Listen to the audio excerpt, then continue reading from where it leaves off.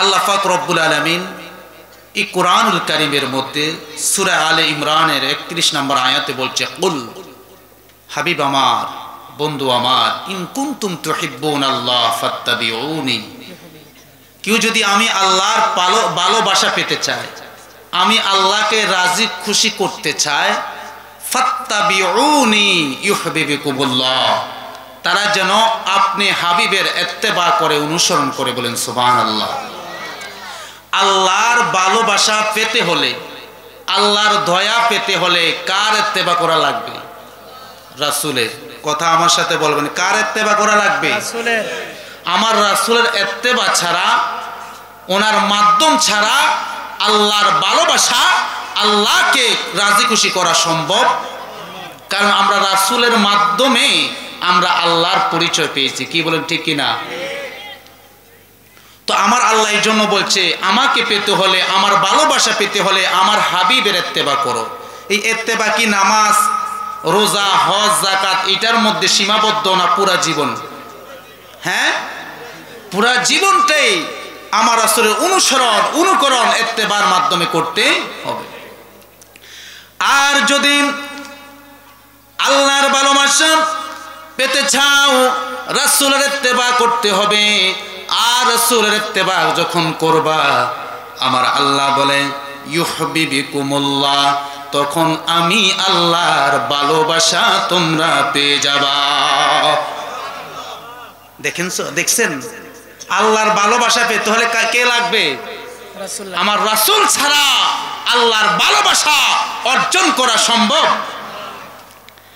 আমার আল্লাহ শর্ত করে দিয়েছেন, আমার ভালোবাসা পেতে হলে রাসূলের ইত্তেবার মাধ্যমে, অনুসরণ, অনুকরণের মাধ্যমে, ইত্তেবার মাধ্যমে পাবা।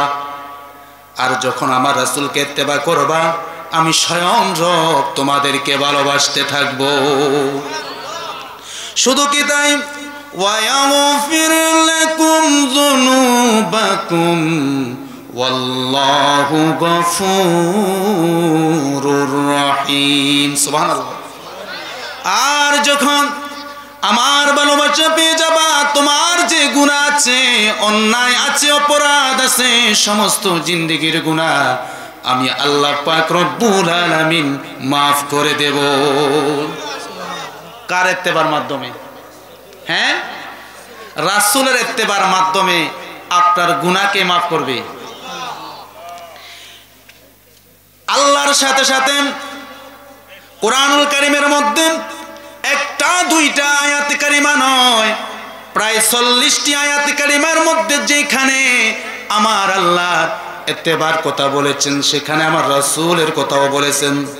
সুবহানাল্লাহ বলেন। যেখানে আমার আল্লাহর ইত্তেবা, সেখানে আমার রাসূলের ইত্তেবা। আল্লাহ বলে, মাইয়ুতি'র রাসূল ফাকাদ আতা আল্লাহ, তোমরা আমার ইত্তেবা করো আর আমার রাসূলের ইত্তেবা করো। বলেন সুবহানাল্লাহ। এখন আল্লাহকে পেতে হলে ইত্তেবা করা লাগবে কার? আমার রাসূলের। শুধু তাই নয়, আজকে আমরা মনে করি আল্লাহকে পাওয়া অনেক সহজ, আল্লাহকে পাওয়া একবারে সহজ, কিন্তু আল্লাহ বলে আমাকে পেতে হলে রাসূলকে মিডিয়া মানতে হবে, রাসূলের মাধ্যমে, ইত্তেবার মাধ্যমে আমাকে পাবে। এবার আমার রাসূল কি বলেছে শুনেন। সহিহ আত-তারগীবের 40 নম্বর হাদিস শরীফের মধ্যে আমার রাসূল বলেন, ইন্নী ক্বাদ তারাকতু ফীকুম মা ইন তাসামতুম বিহি ফালান তুদিল্লু আবাদান কিতাবাল্লাহি ওয়া সুন্নাত নবী। বলেন সুবহানাল্লাহ।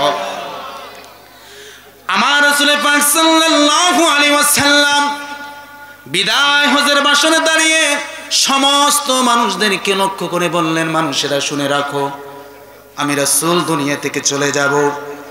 চলে যাওয়ার সময় দুইটা মেডিসিন তোমাদেরকে দিয়ে যাচ্ছি। কয়টা? এই দুইটা মেডিসিন যদি সাথে রাখতে পারো, আটকে ধরে রাখতে পারো, ও আমার উম্মত, পৃথিবীর কোন শক্তি তোমাকে পথভ্রষ্ট করতে পারবে না, গোমরাহ করতে পারবে না। এক নাম্বার হলো কিতাব আল্লাহ, এক নাম্বার কি? কুরআনুল কারীম, দুই নাম্বার সুন্নাত নবী। বলেন সুবহানাল্লাহ। আমার রাসূল কিতাব আর কি বলছে? সুন্নাত নবী। কিতাব আর কি? সুন্নাত নবী। সুন্নাত মনে রাখবেন, এটা একটা পয়েন্ট আছে। আমার রাসূল বলছে কিতাব এবং সুন্নাহ রেখে যাচ্ছি, সুবহানাল্লাহ বলেন। এখানে আমার রাসূল বলতে পারতো কিতাব আল্লাহি ওয়া আল হাদিসিহিম, আল হাদিসি বলতে পারতো না, হ্যাঁ? কিন্তু আমার রাসূল কি আল হাদিসি বলছে না, সুন্নাত নবী বলছে। তাহলে আমাদেরকে কিতাব আর সুন্নতকে মানতে হবে, ফলো করতে হবে, কি বলেন ঠিক কি না? এবার আসেন, আমার রাসূল বললেন আন্নাম ইত্তিবা সুন্নাত রাসূলিল্লাহ সাল্লাল্লাহু আলাইহি ওয়াসাল্লাম ফরদুন লিকুল্লি মুসলিমিন। আমার রাসূল বললেন প্রত্যেকটা মুসলমানের জন্য ফরজ করে দেওয়া হয়েছে। কি করা হয়েছে? ফরজ করে দেওয়া হয়েছে আমি রাসূলের সুন্নতকে অনুসরণ করা। কিসের অনুসরণ? সুন্নত না হাদিস? কারণ আমার সাবজেক্ট সুন্নত, এই বিষয়ে আমাকে কথা বলতে হবে। মনোযোগ দিয়ে সবাই শুনবেন, এটা খুব সূক্ষ্ম একটা বিষয়। তাহলে আমার রাসূল বললেন ওয়ালা ইয়াকবালুল্লাহুল ঈমানা ওয়াল আমালা বিদুনি ইত্তিবাইহি। আমার রাসূল বললেন আমার আল্লাহ পাক রব্বুল আলামিন ওই ব্যক্তির ঈমান এবং আমলকে কবুল করেন না যে ব্যক্তি আমি রাসূলের সুন্নতকে অনুসরণ করে না। তাহলে রাসূলের সুন্নতের কি করতে হবে? অনুসরণ করতে হবে। আমি আলোচনাগুলো কেটে কেটে কমিয়ে ফেলতেছি, সময় সংক্ষিপ্ত। এবার আমার রাসূল বললেন বুখারী এবং মুসলিম শরীফের মুত্তাফাকুন হাদিস, মান আতাআনি ফাকাদ আতাআল্লাহ ওয়া মান আসানি ফাকাদ আসাল্লাহ। যে ব্যক্তি আমি রাসূলের অনুসরণ করে, যে ব্যক্তি আমি রাসূলের ইত্তেবা করে, সে যেন মূলত রব্বুল আলামিনের ইত্তেবা করে। বলেন সুবহানাল্লাহ। আমার রাসূল পাক সাল্লাল্লাহু আলাইহি ওয়াসাল্লাম আরো বলে দিয়েছেন, সুনান ইবনে মাজাহ শরীফের হাদিস 42 নম্বর হাদিস। হাদিস শরীফের মধ্যে আমার রাসূল বললেন শুধু আমার ইত্তেবা করলে হবে না, আমার ইত্তেবার মাধ্যমে তোমরা শুধু চললে হবে না, আমার খোলাফায়ে রাশিদিন আছে, সুবহানাল্লাহ বলেন। ফাআলাইহি বিসুন্নতি ওয়া সুন্নাতিল খুলাফাইর রাশিদিন আল মাহদিন, সুবহানাল্লাহ। আমার রাসূল বললেন আমার ইত্তেবা করবা, আমার অনুসরণ করবা। আর আমার রাসূল বললেন এমন একটা জামানা তোমাদের মধ্যে আসবে, এমন একটা জামানা আসবে যে জামানার মধ্যে ফিতনা, ফাসাদ, বেদাত, কুসংস্কার এত বেড়ে যাবে তুমি কোন পথে থাকবা কোনো ঠিক ঠিকানা পাবে না। ওই সময়ের মধ্যে আমার উম্মতেরা আমি তোমাদেরকে একটা মেডিসিন দিয়ে যাচ্ছি, একটা বিধান দিয়ে যাচ্ছি, একটা পথ তোমাদেরকে দেখে যাচ্ছি। ফাআলাইহি বিসুন্নতি ওয়া সুন্নাতিল খুলাফাইর রাশিদিন আল মাহদিন। তখন তোমরা কোনো দিকে দৌড়াইও না, আমি রাসূলের সুন্নাত আমার সাহাবীদের সুন্নাহ মোতাবেক জীবন গড়ো। সুবহানাল্লাহ। ঘোষণা কার? আমার না রাসূলের? ইবনে মাজার কয় নাম্বার হাদিস? 42, মনে রাখবেন।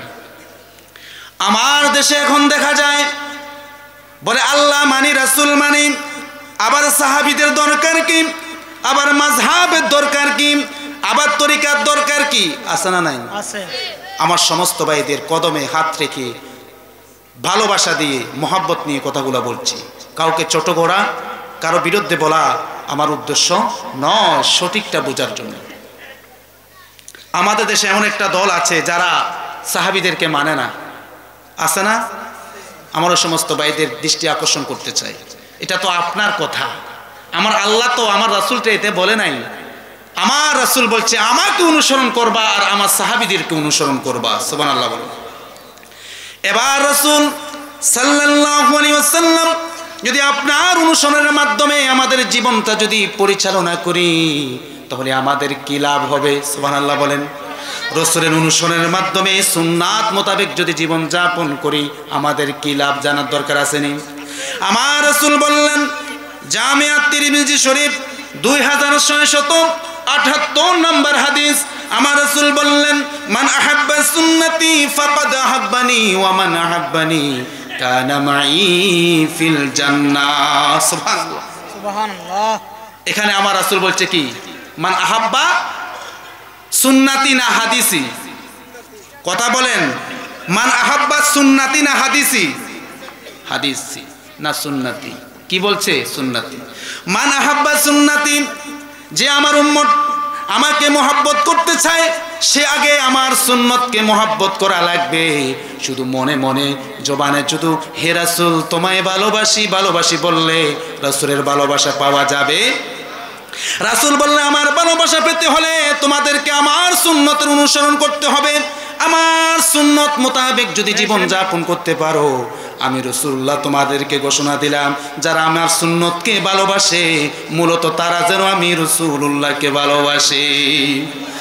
আর যারা সুন্নত মোতাবেক জীবন যাপন করবে আমি রাসূল কথা দিলাম তাদেরকে আমি রাসূলের সাথে জান্নাতের সাথী বানাবো।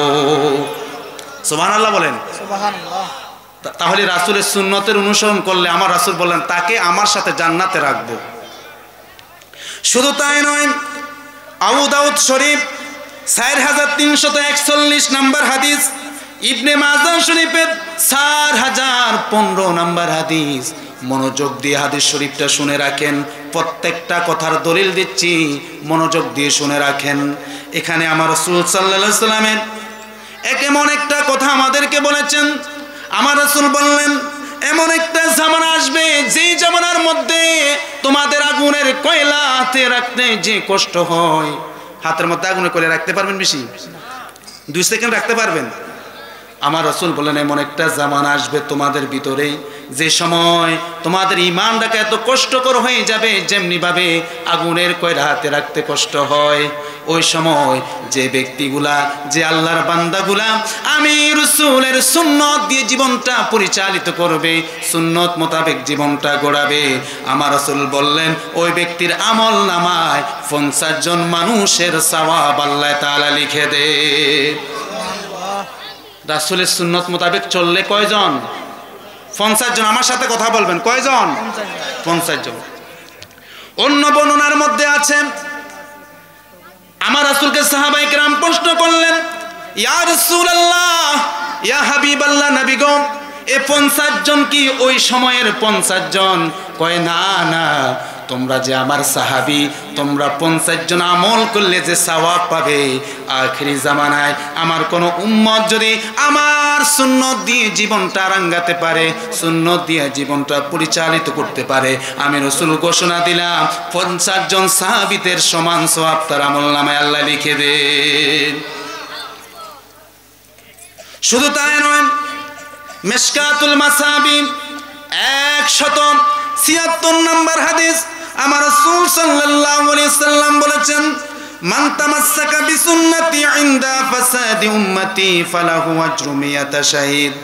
এই ফিতনা ফাসাদের যুগে যদি আমার কোন উম্মত যদি আমার সুন্নতের অনুসরণ করতে পারে, অনুকরণ করতে পারে, আমি রাসূল ঘোষণা দিলাম ওই ব্যক্তির আমলনামায় 100 শহীদের সমান সওয়াব আল্লাহ লিখে দেন। সুবহানাল্লাহ।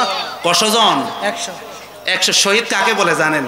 আমাদের দেশে শহীদুল ইসলাম যেগুলো শহীদ বলা হয় যারা দেশের জন্য, জাতির জন্য, ইসলামের জন্য যারা জীবন কোরবান করে দেয় তাদেরকে কি বলা হয়? শহীদ বলা হয়। এখন রাজনীতি করতে গিয়ে যারা মারা যায় তাকে শহীদ না, শহীদুল ইসলাম। কথা কি বুঝছেন? যারা দ্বীনের জন্য, ইসলামের জন্য কোরবান হবে, দেশের জন্য, জাতির জন্য কোরবান হবে তাদেরকে কি বলা হয়? আর শহীদ যারা তারা কবরে জীবিত। ওয়ালা তাকুলু লিমান ইউকতালু ফি সাবিলিল্লাহি আমওয়াত বাল আহইয়াউন ইনদা রাব্বিহিম ইউরযাকুন। আরেকটা বর্ণনা আছে বাল আহইয়াউন ইনদা রাব্বিহিম ইউরযাকুন, আরেকটা বর্ণনা আছে বাল আহইয়াউন ইনদা রাব্বিহিম ইউরযাকুন। এখানে আমার আল্লাহ বলে যারা শহীদ হয়ে যায় তারা কবরের মধ্যে যখন রাখা হয় তারা জীবিত। তারা কি? আর আমি আল্লাহ আমার জান্নাত থেকে আমি খাবার তাদেরকে কবরের মধ্যে পরিবেশন করতে থাকি। সুবহানাল্লাহ। দেখছেন শহীদের মর্যাদা কি? আর শহীদ কাকে বলে জানেন? কিয়ামতের ময়দানে শহীদ যারা হবে তাদের মা বাবা আত্মীয় স্বজনদেরকে সুপারিশ করার ক্ষমতা আমার আল্লাহ তাআলা সে পাওয়ার দিবে বলেন। সুবহানাল্লাহ। তাহলে বুঝেন আখিরি জামানা এই ফিতনা ফাসাদের যুগে যদি আমার রাসূলের সুন্নাহ দিয়ে জীবনটা রাঙ্গাতে পারেন, জীবনটা সাজাতে পারেন, আমার রাসূল বলছে তাকে আমার সাথে একই জান্নাতে রাখবো। আমার রাসূল বললেন তার আমলনামায় আমার আল্লাহ পাক রব্বুল আলামিন 50 জন সাহাবী ইবাদত করলে যে সমান সওয়াব পাবে সেটা লিখে দিবে। শুধু তাই নয়, তার আমলনামায় 100 শহীদের মর্যাদা আমার আল্লাহ তাআলা লিখে দিবেন বলেন। সুবহানাল্লাহ। আল্লাহু আকবার বলেন। কেমন মর্যাদা, কেমন শান। এবার শুনেন, জামে তিরমিজি শরীফের 2520 নম্বর হাদিস, আমার রাসূল সাল্লাল্লাহু আলাইহি ওয়াসাল্লাম বলেছে, দুনিয়াতে আমার যে উম্মতটা 3টা কাজ করতে পারবে। কয়টা কাজ? 3টা কাজ। আরো জোরে বলেন। যে আমার উম্মতগুলা 3টা কাজ করে দুনিয়া থেকে যাইতে পারে, আমি রাসূল বললাম ওই উম্মতটাকে আমার আল্লাহ নিরাপদে আল্লাহর জান্নাতে পৌঁছায়া দিবে। কয়টা কাজ? 3টা কাজ। মনে রাখবেন, 1 নাম্বার, মান আকালা তাইয়িবান ওয়া আমিলা ফি সুন্নতি ওয়া আমিনান নাসু বাওয়াকিয়াহু দাখালাল জান্নাহ। আমার রাসূল বললেন 1 নাম্বার হলো তুমি হালাল খাবে। কি খাবে? না হারাম। হারামে আরাম আসেনি। আমার রাসূল বলেন হালাল খাবে 1 নাম্বার। 2 নাম্বার, নিজের হাত নিজের জবান থেকে অপর মুসলমান ভাইকে নিরাপদ রাখবে। এখন বলেন, আমাদের জবান আর হাত থেকে আমার অপর মুসলমান ভাই নয়, নিজের ঘরের মানুষ পর্যন্ত নিরাপদ আছে না নাই? আমার রাসূল বলেন 1 নাম্বার হালাল খাবা, 2 নাম্বার হাত এবং জবান থেকে যদি তোমার ভাইকে নিরাপদ রাখতে পারো, আর 3 নাম্বার হলো তোমার ওই জীবনটা আমি রাসূলের সুন্নাহ দিয়ে যদি সাজাতে পারো, আমি রাসূল ঘোষণা দিলাম তুমি নিরাপদে আল্লাহর জান্নাতের মেহমান হয়ে যাইবা। আল্লাহু আকবার বলেন। আজকে আমাদের ভিতরে সুন্নত আছে? আছে বলেন। আজকে আমাদের ভিতরে সুন্নতের ধারধারি না। আমরা আজকে সুন্নতকে একটা সাধারণ কিছু মনে করি, যে এটা টুপি মাথায় না দিলে কি হয়, টুপি না দিয়ে নামাজ পড়লে কি হয়, এটা তো সুন্নত সাধারণ। আমাদের মধ্যে এমন হয়, একদিকে আমাদেরকে ইহুদি নাসারা খ্রিস্টান অপর সংস্কৃতিগুলো চালু করে দিয়ে আমাদের ইসলামিক যে সংস্কৃতি আছে রাসূলের সুন্নাহ থেকে আমরা আজকে কোথায় চলে যাচ্ছি? দূরে সরে যাচ্ছি। মুরব্বীরা আমার, এই সুন্নতকে নিয়ে যদি আমি আলোচনা করি, অনেক সময় আমি পয়েন্টে পয়েন্টে সুন্নত তারপরে নফলের দিকে যাব। এবার আসেন মুরব্বীরা আমার, যুবক ভাইয়েরা আমার, মনোযোগ দিয়ে আলোচনাটা শুনেন। আমরা আসুন একটা বিষয় এখন জানবো, আমরা জীবনের পরিচালনার ক্ষেত্রে আমরা কি সুন্নতকে মানব না হাদিসকে মানব? হ্যাঁ, সুন্নাত। আসেন, এটা আমার কথা চলবে না। এতক্ষণ পর্যন্ত আপনারা শুনছেন আমার রাসূল বলছে আমি তোমাদের জন্য কিতাব এবং সুন্নাহ রেখে যাচ্ছি। সব জায়গায় বলছে সুন্নতের আমল, সুন্নতের, সব হাদিসের মধ্যে সুন্নতের কথাই তো বলছে। তাহলে আমাদের জীবনটা পরিচালিত করতে হবে কিতাবের আইন এবং সুন্নাহ মোতাবেক। কি বলেন, ঠিক কিনা? এখন আসুন আপনাদেরকে ক্লিয়ার করে দিচ্ছি একটা বিষয়। আমার রাসূলের প্রত্যেকটা হাদিসের উপর আমাদের ঈমান এবং বিশ্বাস, এটা রাসূলের কি হাদিস। কিন্তু জীবন পরিচালনা করার ক্ষেত্রে, অনুসরণের ক্ষেত্রে আমাদেরকে ফলো করতে হবে সুন্নতের। কিসের কথা বলেন? কিসের? আমরা সমস্ত হাদিসের উপর বিশ্বাস রাখবো, ঈমান রাখবো। আমার রাসূলের হাদিস আর অনুসরণ যখন করতে যাব, তখন আমার রাসূলের সুন্নতের অনুসরণ করা লাগবে। এবার আসেন, আমার দেশের মধ্যে আমার এমন কিছু ভাই আছে, মহব্বতের ভাই, যারা বলেন না হাদিস মানতে হবে। আমার অনেক ভাই আছে, কেউ মন কষ্ট নেবে না। এখানে থাকলেও আমার ভাইকে আমি সম্মান দিয়ে বলছি, আমি মহব্বত নিয়ে কথাগুলো বলছি, কাউকে উদ্দেশ্য করে নয়। এখানে অত থাকতে পারে আলে হাদিস নামে আমার কিছু ভাই আছে না, আমি ওনাদেরকে মহব্বত নিয়ে কথাগুলো বলছি। কথা কি বুঝছেন? তো আমার অনেক আহলে হাদিস ভাইরা বলে যে আমরা হাদিসকে মানব। কিকে মানব? হাদিস মানব। হাদিস মানলে তো হয়ে যায়। বাবা, আপনি যদি হাদিস মানতে যান, দেখবেন আপনি এই পৃথিবীতে বাঁচতে পারবেন না, চলতে পারবেন না, কদম রাখতে পারবেন না। এটা সামনে আলোচনা করলে বুঝবেন। আপনি যদি রাসূলের হাদিস দিয়ে চলতে চান, তাহলে মনে রাখবেন আপনি দুনিয়াতে চলার মতো সেই সুযোগ পাবেন না। কেন? আমাদের কুরআনুল কারিমে, আমি আবারও বলছি, সমস্ত হাদিসের উপর বিশ্বাস রাখতে হবে, আর অনুসরণ ক্ষেত্রে সুন্নতের উপর অনুসরণ করতে হবে। আবার অনেকে বলে আমরা নাকি বলি হাদিস মানা যাবে না, সুন্নত মানতে হবে। আমি কি কখনো বলছি যে হাদিস মানা যাবে না? হাদিস বিশ্বাস করতে হবে, সুন্নতের আমল করতে হবে। এখন আমরা সকলেই জানি কুরআনুল কারীমের মধ্যে কয়টা আয়াত আছে? 6666, আরো কেউ আরো কমও বলছে। আমি ধরলাম 6500 ধরছি। এখন 6500 আয়াত ধরেন, এটার মধ্যে মাত্র 500 আয়াত আমলের জন্য, শুধুমাত্র 500 আয়াত কিসের জন্য?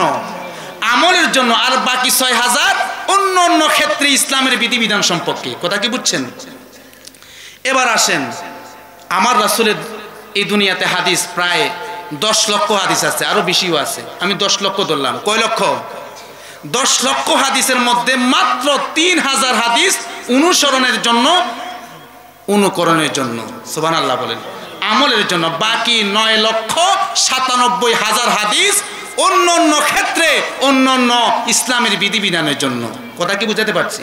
তো আমার যে সমস্ত ভাইরা বলে আমরা আহলে হাদিস, আমরা হাদিস ফাইলে মানবো, তাহলে ভাই আপনি 10 লক্ষ হাদিস যদি মানতে চান, আপনি অস্তিত্ব ঠিক থাকবে। কারণ এমন এমন আমার রাসূলের হাদিস বিপরীত আছে। একসময় আমার রাসূল করছে, আবার করেন নাই। এখন আপনি যাবেন কোন দিকে? কথা কি বুঝছেন? এবার আসেন, সহিহ আল বুখারী 224 নাম্বার হাদিস। 200, এই যে আমি আপনারা মনোযোগ দিয়ে শুনুন, আমি যে বলছি যে হাদিস মানতে গেলে কতটা আপনি বিপদের সম্মুখীন হবেন। সহিহ বুখারী শরীফের 224 নাম্বার হাদিস। এই হাদিসের মধ্যে আছে আমার রাসূল একদিন দাঁড়িয়ে প্রস্রাব করেছে। একদিন দাঁড়িয়ে কি করছে? এখন আমার ভাইরা যে নিজেদেরকে আহলে হাদিস বলছেন, ওনারা যদি হাদিস মানে তাহলে দাঁড়িয়ে দাঁড়িয়ে প্রস্রাব করতে হবে না? কথা বলে না? করতে হবে তো। কিন্তু আমার ভাইরা বুঝে না এটা কেন আমার রাসূল দাঁড়িয়ে প্রস্রাব করছে। মনে রাখবেন, যে হাদিস রাসূল সাল্লাল্লাহু আলাইহি ওয়াসাল্লাম কারণ বশত বিভিন্ন প্রেক্ষাপটে এটা করেছেন, এটা হাদিস, এটা সুন্নত নয়। সুন্নত হলো দাইমি ভাবে সব সময় আমার রাসূল যেটা করেছে এটা কি? সুন্নত। আর যেটা কারণ বশত অবস্থার আলোকে করে এটাকে কি বলা হয়? হাদিস। এখন আমার রাসূল বলছে সুন্নতের অনুসরণ করো। এখন আপনি যদি হাদিসের অনুসরণ করতে চান, সহিহ আল বুখারী 224 নাম্বার হাদিসে আমার রাসূল দাঁড়াইয়া জীবনে একবার প্রস্রাব করেছে। আপনাকেও দাঁড়াইয়া দাঁড়াইয়া প্রস্রাব করা লাগবে কি লাগবে না? কথা কি আমি ভুল বলছি? এবার আসেন, আমার রাসূল সাল্লাল্লাহু আলাইহি সাল্লাম একাধারে সাওমে বেসাল, সাওমে বেসাল বুঝেন? একাধারে বিনা ইফতারে, বিনা সাহারি রোজা রাখতেন। এটা সবাই জানে। এখন সাহাবায়ে কেরামেরাও আমার রাসূলকে অনুসরণ করা শুরু করছে, তিনারাও একাধারে রোজা রাখা শুরু করছে। এখন রাসূলের দরবারে খবর আসলো অমুক অমুক সাহাবী দুর্বল হয়ে বিছানার সাথে শুয়ে আছে, উঠতে পারে না। কেন? কয় তারা রোজা রাখছে। কি রোজা? কয় আপনাকে অনুসরণ করার ক্ষেত্রে ওনারা রোজা রাখছে একাধারে। তো রাসূল যাই দেখলেন মুমিন তো রোজা দুর্বল হয় না, তোমরা কেন দুর্বল হইছো? ইয়া রাসূলুল্লাহ, আপনাকে অনুসরণ করি। আমার রাসূল আইয়ুকুম মিথলি, কি আছো আমার মতো? সুবহানাল্লাহ বলেন। তোমরা জানো না আমার মালিক আমার আল্লাহ আমাকে বেহেশত থেকে ইফতার পাঠায়, জান্নাত থেকে খাবার পাঠায়, আমাকে সাহারি পান করায়, কিন্তু তোমরা তা পান করো? হ্যাঁ, তোমরা তা পান করো না। কিন্তু আমার রাসূলের এমন কিছু কাজ আছে সেটা আমার রাসূলের জন্য খাস, উম্মতের জন্য খাস নয়। এটাকে বলা হয় হাদিস আর সুন্নতের পার্থক্য। বুঝছেন? যেটা আমার রাসূল খাসভাবে এমন কিছু ইবাদত আছে যেটা করছে, এটা যেমন সাওমে বেসাল, এটা হাদিস, এটা আমার রাসূলের জন্য খাস। এটা যদি কোনো উম্মত, আমার ভাইরা যদি নিজেকে আহলে হাদিস দাবি করে যদি অনুসরণ করতে যায়, তাহলে সাওমে বেসাল পালন করলে ওই ব্যক্তি কি সুস্থ থাকবে না অসুস্থ হয়ে যাবে? কথা কি বুঝাতে পারছি? এই জন্য সুন্নতের গুরুত্ব। এবার আসেন, আমার রাসূল 11টা বিয়ে করছে। কয়টা? হাদিস শরীফ আছে, হাদিস শরীফে আছে আমার রাসূল কয়টা বিয়ে করছে? তো আমাদের যে খেয়ালে বিয়ে করি, এই জন্য আমরা যে খেয়ালে বিয়ে করি, এই জন্য আমার রাসূল 11টা বিয়ে করছে। সব মালিকের হুকুমই করেছে। তাহলে এখন যদি আপনি হাদিস মানতে চান, 11টা বিয়ে করা লাগবে না? হ্যাঁ, ঠিক আছে, আপনি আলে হাদিস হতে পারবেন, তবে ঈমান আর থাকবে। কথা কি বুঝাতে পারতেছি? আমার কথাটা বুঝেন, আমি কাউকে ইঙ্গিত করে কিছু বলছি না। যেটা সঠিক সেটা আপনারা বুঝেন। সঠিক মেসেজ আজকে আমাদেরকে জাতি দিচ্ছে না, যে যেভাবে মাঠ কাঁপাইতে পারে। কথা কি বুঝছেন? এই ওয়াজের মঞ্চটা দামি, এটা সম্মান একটা মঞ্চ, এই চেয়ারটা দামি। এখানে বসতে হলে কোরআন সুন্নাহর সঠিক মেসেজ জাতিকে দিতে হবে। এখানে বসে যদি দলের দালালি করে, তাহলে ওই ব্যক্তিটা সঠিক মেসেজ দিবে? এখন আমরা দল নিয়ে আছি, সঠিক মেসেজ আমরা জাতিকে দিচ্ছি না। এজন্য জাতিরা বিভ্রান্ত, বলে হুজুর ওই হুজুরে করে এটা, ওই হুজুরে বলে জায়েজ, ওই হুজুরে বলে না জায়েজ। হুজুর আমরা জামু কই? বলে না। এবার আসেন, আমার রাসূল সাল্লাল্লাহু আলাইহি ওয়াসাল্লাম সাহাবায়ে কেরামদেরকে সাময়িক বিয়ে করার জন্য অনুমতি দিয়েছে। কোন বিয়া? সাময়িক বিয়ে বুঝেন? কয়েকদিনের জন্য। একটা যুদ্ধের ময়দানে আমার রাসূল সাহাবীদেরকে কি দিয়েছেন? সাময়িক বিয়ে করার অনুমতি দিয়েছেন। এখন এই হাদিসের ডেট ওভার হয়ে গেছে, এটা আর এখন আমল করা যাবে না।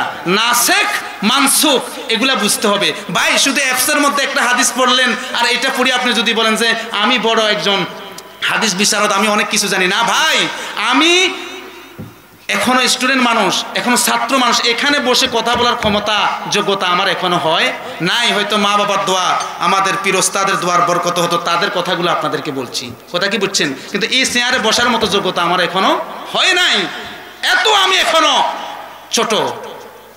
কিন্তু আমার রাসূল সাল্লাল্লাহু আলাইহি সাল্লাম যে আমাদেরকে বলেছেন, ও আমার উম্মতেরা তোমরা, আমি রাসূল সাল্লাল্লাহু আলাইহি সাল্লাম যেভাবে তোমাদেরকে সাময়িক বিয়ে করার জন্য বলছি, এটা কিছুদিনের জন্য। কয়দিনের জন্য? কিছুদিন শেষ। এই হাদিসটা আরেকটা হাদিস বর্ণনা করার সাথে সাথে এটা রহিত হয়ে গেছে। হুকুম কি হয়ে গেছে? রহিত হয়ে গেছে। এটার আর হুকুম এখন চলবে না। এখন আপনি যদি 4-5 দিনের জন্য বিয়ে করেন, ঈমান থাকবে? তাহলে আপনাকে কি করতে হবে? অনুসরণ করতে হবে কিসের? সুন্নতের না হাদিসের? সুন্নতের। সুন্নতের অনুসরণ করলে আপনার কোনো বিপদ নাই। এবার আসেন, আজকে তো আমরা অনুসরণ করতে চাই না। একটা মাহফিলের মধ্যে একজন শায়েখ ওয়াজ করতেছেন, তোমরা কোরআন হাদিস মানবা, মাযহাব মানা লাগবে না, কোনো তরিকা মানা লাগবে না, খবরদার ইমামে আজম আবু হানিফার কথা চলবে না। আপনাকে প্রশ্ন করছে, আপনি কি আল্লাহ রাসূল মানেন না ইমামে আজম আবু হানিফা মানেন? সুন্দর প্রশ্ন। মধুর বোতলে বিষ, মধুর বোতলে কি? প্রশ্নটা খুব সুন্দর, যে আপনি কি রাসূলকে মানবেন না ইমাম আবু হানিফাকে মানবেন? তো আমি আল্লাহ রাসূলকে মানবো। ইমাম কি সুন্দর আপনাকে যুক্তি দিব। বলে তাহলে ইমামে আজম আবু হানিফা মাযহাব মানা লাগবে না। আমার অনেক ভাই আছে, ওনাদের যুক্তিগুলো আপনাদেরকে আমি খণ্ডন করতেছি।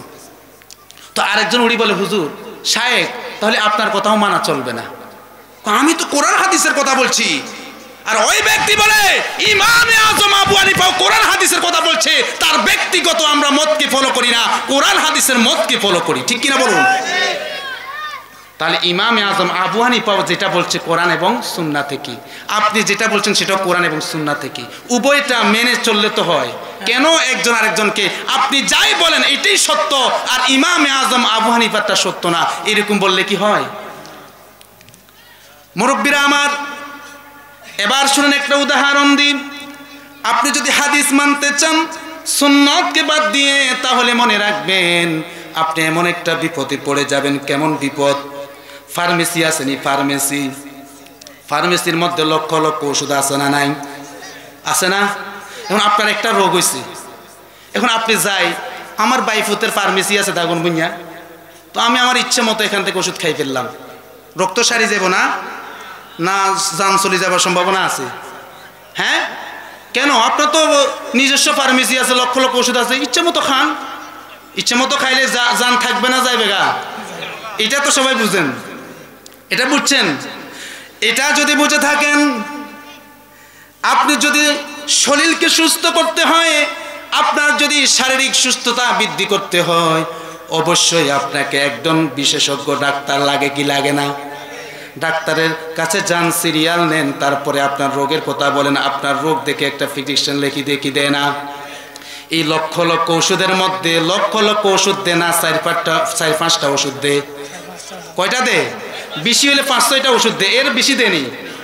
এই ডাক্তারের, বিশেষজ্ঞ ডাক্তারের সহবতে যাওয়ার পর, তার মাধ্যমে আপনার রোগ নির্ণয় করার পর লক্ষ লক্ষ আপনার ঔষধের দোকানের মধ্যে আপনি মাত্র 4-5টা ওষুধ খেলে রোগ ভালো হয় কি হয় না? ও আমার যুবক ভাই, মনোযোগ দিয়ে শুনেন, আমার মুরব্বী বাবারা মনোযোগ দিয়ে শুনেন, কাউকে ইঙ্গিত করে বলছি না। আপনি যদি সুস্থ হতে চান, একজন ডাক্তার লাগেন, আর ডাক্তারের পরামর্শ সাজেশন অনুযায়ী 4-5টা ওষুধ খেলে সুস্থতা লাভ করেন, তাহলে আপনি মনে রাখবেন, আপনি যদি এই হাদিসগুলা মানতে চান, আপনি এইরকম যদি বলেন আমি হাদিস মানলে হবে, যখন যেটা মানা সেটা মানবো, আপনিও ঠিক তেমনি ভাবে রোগী যে ইচ্ছে মতো ওষুধ খেলে জান চলে যাওয়ার সম্ভাবনা থাকে। আপনি যদি ইচ্ছে মতো হাদিসকে মানতে চান, অনুসরণ করতে চান, আপনার ঈমান নামক দৌলত চলে যাওয়ার গ্যারান্টি নাই, ঠিক কিনা? ঈমান নামক দৌলত আপনার হারিয়ে যাওয়ার উপক্রম হয়ে যাবে, আপনি বুঝতেও পারবেন না। কারণ আপনাকে যদি সুন্নাহ মানতে হয়, হাদিস বুঝতে হয়, আসমায়ে রিজাল লাগবে। আপনাকে যারা হাদিস বিশারদের বিশেষজ্ঞ মুহাদ্দিসে কেরামগণের কাছে সোহবতে যেতে হবে। হাদিস যারা বুঝে মাযহাবের ইমামদের কাছে যাইতে হবে। তাদের কাছে যাওয়ার পর তাদের ওই মতগুলা দেখবেন, কখন কোন সময় কোন হাদিসের আমল করা লাগবে, কোন হাদিসের আমল করা লাগবে না, তখন আপনার সঠিক পথে চলতে। কথা কি বুঝছেন? এখন ইচ্ছে মতো মানলে বুঝছেন তো অবস্থা। তাহলে আমাদেরকে কিসের অনুসরণ করতে হবে? কথা বলে না, হ্যাঁ, সুন্নাত। এবার আসেন মিশকাতুল মাসাবির 303 নম্বর হাদিস। এখানে আমার রাসূল সাল্লাল্লাহু আলাইহি ওয়াসাল্লাম বলছে, তোমরা আগুনের রান্না করা খাবার খেয়ে ওযু করো। কথা বুঝেন? হাদিসে মারামারি আছে, একটু বুঝাই দিচ্ছি আজকে। এই যে আমি কথাগুলো বলছি এগুলো অনেক দামি। আমি কিন্তু মানুষটা ছোট, কথা বুঝছেন? আমাদের ওস্তাদের দোয়া, ওনাদের কথাগুলো বলছি। আপনার হাদিসে বিপরীত আছে। যেমন মিশকাতুল মাসাবির 303 নম্বর হাদিসে আমার রাসূল বলছে, তোমরা আগুনে রান্না করা খাবারকে কি করো? উযু করো। এবার আসেন বুখারী শরীফের 207 নম্বর হাদিসে আবার আমার রাসূল আগুনে রান্না করা খাবারকে উযু করেন নাই। মানবেন কোনটা? অসুবিধাবাদী মুসলমান ভাই, তাহলে আসুন ওইভাবে মানি। শীতকালে উযু করা লাগবে না, ওই হাদিসটা মানি। গরমের কালে উযু করা লাগবে, সে হাদিসটা মানি। ওইবে তো? ফতুয়ায় সুবিধাবাদী, হ্যাঁ? এখন তো আমরা ফতুয়ায় সুবিধাবাদী। আপনি হাদিস মানতে গেলে সমস্যা পড়ে যাবেন তো। এক হাদিসে বলছে উযু কইরো না, আর এক হাদিসে আমার রাসূল উযু করো বলছে, আর এক হাদিসে বলছে উযু করিও না। এবার আপনি কোনটা মানবেন? আপনি যদি এর সঠিকটা জানতে চান, বুঝতে চান, যারা হাদিস বিশারদ, যারা মাযহাবের ইমাম, তাদের সোহবতে যাইতে হবে, তাদের মত দেখতে হবে তারা কি বলতে চায়। এই হাদিসের ওই গ্যারান্টি আসেনি, ওই হাদিসের ওই ডেট আসেনি, এটা আমল করার যোগ্য কিনা। তখন দেখবেন মাযহাবের ইমামগণ বলছে এই ওযু নামাজের ওযু নয়, এই ওযু হলো খাবারের সুন্নতের ওযু। সুবহানাল্লাহ। কথা কি বুঝাতে পারছি? এই হাদিসে বিপরীত দেখছেন। এবার আসেন আমার রাসূল সাল্লাল্লাহু আলাইহি ওয়াসাল্লাম নামাজের মধ্যে, মনোযোগ দিয়ে শুনেন, এটা খুব গুরুত্বপূর্ণ একটা বিষয়। নামাজের মধ্যে আমার রাসূল, আমরা অনেকেই আছি নামাজে, ইমাম সাহেব বলে গায়রুল মাগদুবি আলাইহিম ওয়ালাদ-দাল্লিন, আমরা পিছনে বলি আমিন, বলি না? এটা মনোযোগ দিয়ে শুনেন, খুব মনোযোগ। আমাদের শরীফেরও ফিসকিনার দিক করে, আমি এটা আগে বলে দিছি, আবার বলতেছি। ইমাম সাহেব যখন গায়রুল মাগদুবি আলাইহিম বলে, আমরা অনেকে কি বলি? আমিন। মনে রাখবেন, এই আমিন বলা এটা হাদিস, জোরে আমিন বলা এটা কি? হাদিস। মনোযোগ দিয়ে শোনেন। আর আস্তে আমিন বলা সুন্নত। আস্তে আমিন বলা, জোরে আমিন বলা, মানতে হবে কোনটা? সুন্নাত। আরো জোরে বলেন। সুন্নাত। তার সুন্নত যদি মানেন, আপনাদেরকে একটা উদাহরণ দিলে আল্লাহর রহমতে ভালোভাবে বুঝবেন। এই আমিন, নামাজের শেষে জোরে আমিনটা আমার রাসূল 20 দিন করছে। কয় দিন? 3 ওয়াক্ত নামাজে কয় দিন করছে? হযরত ওয়াইল ইবনে হুজুর, একজন আল্লাহ রাসূল সাহাবী, নতুন মুসলমান হয়েছে। সে নামাজের পরে যে আমিন জোরে বলতো এটা জানে না। তো আমার রাসূল ওই সাহাবীকে নামাজ শিক্ষা দেওয়ার জন্য, নামাজের ভিতরে যে আমিন বলা লাগে এটা শিক্ষা দেওয়ার জন্য কয়দিন আমল করছে? কয় ওয়াক্ত নামাজে। এরপরে আমার রাসূল আর করেন। কথা কি বুঝছেন? তাহলে আমাকে অনুসরণ করতে হবে, রাসূল যেটা বেশি বেশি করছে এটা তো কারণবশত ওকে শিক্ষা দেওয়ার জন্য করছে। কথা কি বুঝছেন? এবার আসেন, আমার ওই সমস্ত ভাইদেরকে বলি যারা নামাজের শেষে আমিন জোরে বলে মসজিদ কাঁপিয়ে দেন। আজকে আপনারা বলেন, আজকে থেকে 10, 15, 20 বছর আগে আমাদের মসজিদে এগুলা ছিল নি? ইসলাম কি বরাবর বাড়তেছে না ইসলামে ফিতনা বাড়তেছে? হ্যাঁ, ফিতনা বাড়ে না প্রচার বাড়ে? ফিতনা। আমার রাসূল সাল্লাল্লাহু আলাইহি ওয়াসাল্লামের হাদিস, আমার ওই সমস্ত ভাইদের কাছে আমার প্রশ্ন, মনোযোগ দিয়ে শুনেন। আমার রাসূল বলছে আমার সুন্নত, আমার খোলাফায়ে রাশিদিনের সুন্নতকে মানো। আমার ভাইদের কাছে আমার প্রশ্ন, পুরা জাতির কাছে আমাকে দিবেন উত্তর। আপনি দেখান আমার রাসূল শুধু 20 দিন আমল করছে, তারপরে আর কোনো আমল করেন? তারপরে আমারে দেখান আমার রাসূলের 4 জন কলিজার টুকরা সাহাবী আবু বকর, ওমর, ওসমান, আলী, এদের পিছনে সাহাবায়ে কেরাম নামাজ পড়ছে কি পড়ছে না? ও আমার আহলে হাদিস ভাইরাম, আমার একটু দলিলটা যদি পারেন দেখাইবেন। আবু বকরের পিছনে সাহাবায়ে কেরাম ওমর সহ আমিন জোরে বলেছেন। আবার আবু বকরের পর ওমরের পিছনে ওসমান, আলী আমিন জোরে বলেছে। ওসমানের পিছনে, আলীর পিছনে সাহাবায়ে কেরাম আমিন জোরে বলেছে। পারলে আমারে দেখাবেন। আমি পাই নাই, আমি ছোট মানুষ। যদি আপনারা পান যে আবু বকরের পিছনেও হযরত ওমর সহ সাহাবায়ে কেরামের নামাজে আমিন জোরে বলছে, তো আমারে দেখাইয়েন, আমি দেখব। কথা কি বুঝছেন? এবার একটা মাসালা বলি, মানতে হবে কি হাদিস না সুন্নত? সুন্নাত। সুন্নত। মনোযোগ দিয়ে শুনেন, এখানে একটা পরীক্ষা আছে। কারণ বশত অবস্থার আলোকে বউকে তালাক দেওয়া জায়েজ, হাদিস। কথা বুঝেন? কারণ বশত অবস্থার আলোকে বউকে তালাক দেওয়া জায়েজ, হাদিস। আর বউকে সুন্দর করে প্রেম ভালোবাসা দিয়ে ঘরের মধ্যে রাখাটা হইল সুন্নত। মানবেন কোনটা? সুন্নাত। মা এটা তো সুন্নত ইত্যা আছে না লাগিলে, এটা তো সুন্নত ভালো মতে বুঝছেন। ওইখানে আবার ওই হাদিস কয়ে ফেতনা বাজান কা? বউকে তালাক দেওয়া কারণ বশত জায়েজ, এটা কি হাদিস। কিন্তু সুন্নত কি? বউকে আদর, প্রেম, ভালোবাসা দিয়ে ঘরে রাখা। তো মানবেন কোনটা? মা এখানে সুন্নত আর ওখানে আসে হাদিসকে মানুষের মধ্যে বিভ্রান্ত শিরান। কথা কি বুঝছেন? আমার কথাগুলোকে বুঝাতে পারতেছি? এখানে তো টানি টানি ওয়াজ করলে, বিভিন্ন ঘটনা করলে আপনারাও খুশি হইতেন আল্লাহর মতে। এই কথাগুলো খুব দামি কথা, এটা হাদিস, সমস্ত কথা কোরআন হাদিস না। এবার আসেন, তাহলে আমাদেরকে কিসের অনুসরণ করতে হবে? সুন্নতের। এবার আসেন, সুন্নত কয় প্রকার? ওমা কি আপনারা কেউ জানেন না? আল্লাহু আকবার, কার লগে আমি এখানে বসবাস করি। সুন্নত কয় প্রকার? 2 প্রকার। 2 প্রকার। হ্যাঁ রে আল্লাহ, এনা ফতুয়া দিতে লাগলে তো একবার সবাই আগে দেন, হুজুরে এটা করছে, হুজুরে এটা করছে। কিন্তু এখন জিজ্ঞাসা হাদিস সুন্নত কত প্রকার? কয় আল্লাহর ওয়ালা সুন্নত কয় প্রকার? 2 প্রকার। একটা সুন্নতে মুআক্কাদা, একটা সুন্নতে সায়েদা। এটার শাখা পোশাখা আছে। প্রথম 2 প্রকার বলি, সুন্নতে মুআক্কাদা আর সুন্নতে জায়েদা। সুন্নতে মুআক্কাদা নামাজ কি কি জানেন? আজকে বলে দিচ্ছি। ফজরের নামাজের ফরজের আগে 2 রাকাত সুন্নত, এটা কি? সুন্নতে মুআক্কাদা। যোহরের ফরজের আগে 4 রাকাত সুন্নতে কয় রাকাত হয়েছে? 6 রাকাত। তারপর যোহরে ফরজ 4 রাকাতের পর আবার ছোট সুন্নত 2 রাকাত, কয় রাকাত হয়েছে? 8 রাকাত। মাগরিবে 3 রাকাত, ফরজের পর 2 রাকাত সুন্নত, কত রাকাত হয়েছে? তারপরে এশার নামাজের ফরজের পর 2 রাকাত সুন্নত, কয় রাকাত হয়েছে? এই 12 রাকাত হলো সুন্নতে মুআক্কাদা। সুবহানাল্লাহ বলেন। এই 12 রাকাত সুন্নতে মুআক্কাদার যদি আমল করেন আশ্চর্য হয়ে যাবেন কি ফজিলত আল্লাহ তাআলা আমার রাসূলের মাধ্যমে দিয়েছে। আর সুন্নতে জায়েদা 8 রাকাত, কয় রাকাত? 8 রাকাত। সুন্নতে জায়েদা কয় রাকাত? 8 রাকাত। আসরের নামাজের ফরজ নামাজের আগে 4 রাকাত, এটাকে সুন্নতে জায়েদা বলে।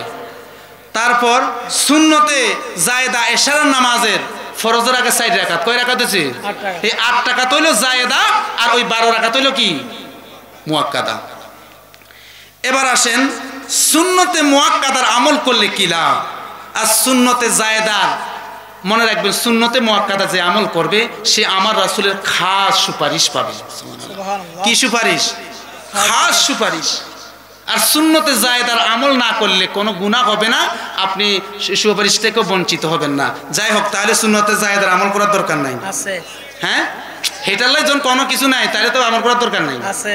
মনে রাখবেন, সুন্নতে জায়েদা এমন একটা ফজিলত আছে যেটা আপনি যদি আমল করেন, এই সুন্নতে জায়েদা আপনি আল্লাহর ওলি হয়ে যাবেন। সুবহানাল্লাহ, আরো আসতে বলেন। এবার আসেন, সুন্নতে মুআক্কাদা 12 রাকাত পড়লে কি লাভ? একটা হাদিস শরীফ শুনেন। সুনানে নাসাই শরীফের 1795 থেকে 1811 নম্বর হাদিস পর্যন্ত প্রায় 16টা হাদিস। কয়টা? 16টা হাদিস। ইমাম নাসাই বুখারী এবং মুসলিমের পরে যে হাদিসটার স্থান।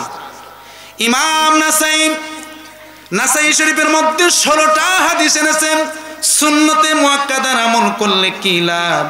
আমার রাসূল সাল্লাল্লাহু আলাইহি সাল্লামের স্ত্রী আম্মা জান আয়েশা বলেন, আমার রাসূল সাল্লাল্লাহু আলাইহি সাল্লাম বলেছেন, যে ব্যক্তি 12 রাকাতে সুন্নতে মুআক্কাদা নামাজ আদায় করবে, আমার আল্লাহ পাক রব্বুল আলামিন বানাল্লাহু আজ্জা ওয়া জাল্লা লাহু বাইতান ফিল জান্নাহ।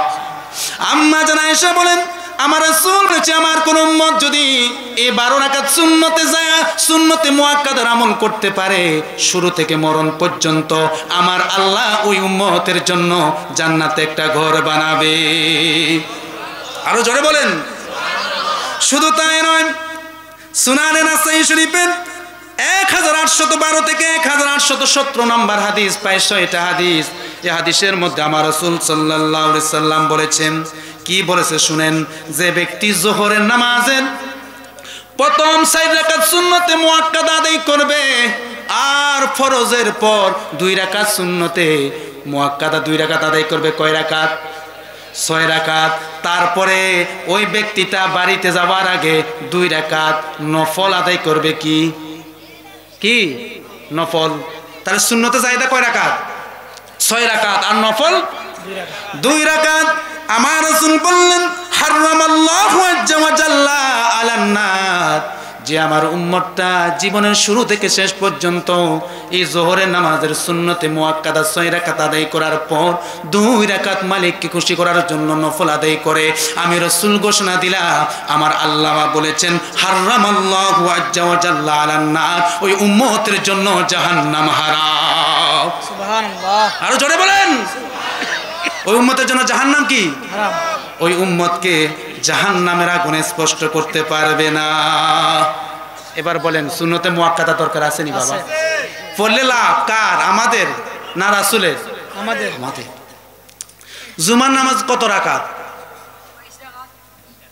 জুমার নামাজ আপনারা কত রাকাত পড়েন? আঙ্গ মুসল্লি তো আলাদা কিছু রেডিমেড আছে, শুধু 2 রাকাত পড়ে। জুমার নামাজ 2 রাকাত তাহিয়াতুল ওযু, 2 রাকাত দুখরুল মাজিদ, কয় রাকাত হইছে? 4 রাকাত। তারপরে 4 রাকাত কবল জুমা, কয় রাকাত? তারপরে 4 রাকাত বাদাল জুমা, কয় রাকাত? তারপরে 2 রাকাত আঙ্গু ইসনে পড়েন যেন, এটা কয় রাকাত? হ্যাঁ 14। একবার নরমালি 14 রাকাতটা কি করতে হবে? জুমার দিন পড়তে হবে। কিন্তু আমাদের মসজিদে পড়া হয় না। হ্যাঁ রে, বলেন তো, মসজিদে ঢুকার সময় ঠেলাঠেলি না বাইরে হওয়ার সময় ঠেলাঠেলি? বাইরে হওয়ার সময়। আল্লাহ, আমরা কোন জগতে আছি? মসজিদের যদি ফজিলত জানেন বুঝেন, মসজিদে ঢুকার জন্য ঠেলাঠেলি করবেন, আর আমরা উল্টা, যে মসজিদ থেকে বাইরে হওয়ার জন্য ঠেলাঠেলি। আমরা আজকে কোথায় চলে গেলাম? আজকে আমাদেরকে এই যে জুমার নামাজের কথা যখন বলছি, একটা কথা বলি, জুমার নামাজে আমরা কবল জুমার বাদাল জুমা পড়ি না? আপনারা কি পড়েন? কথা বলেন না, কেউ পড়েন?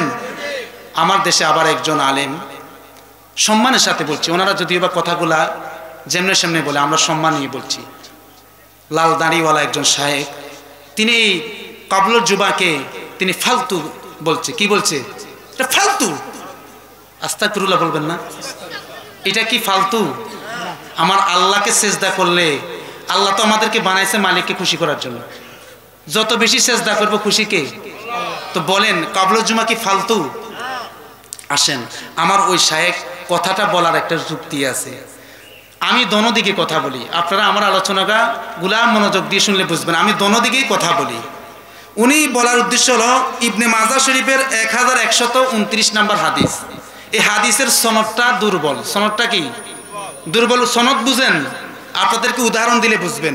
ধরেন, ধাগন বুইয়া একটা ঘটনা ঘটছে, এখন একজন ব্যক্তি আসি এটা আপনাদেরকে বলছে, ওই ব্যক্তিটা এলাকার মধ্যে বিশ্বস্ত নয়, ধরেন একটা ফালতু একটা মিথ্যা কথা বেশি বলে বাজে, ওই লোকটি বলছে, রে ধাগন বুইয়াতে অবস্থা হয়েছে, আপনার রে মিথ্যা কথা, কারণ এটা 99 কিয়া কয়, মিথ্যা কথা কয়।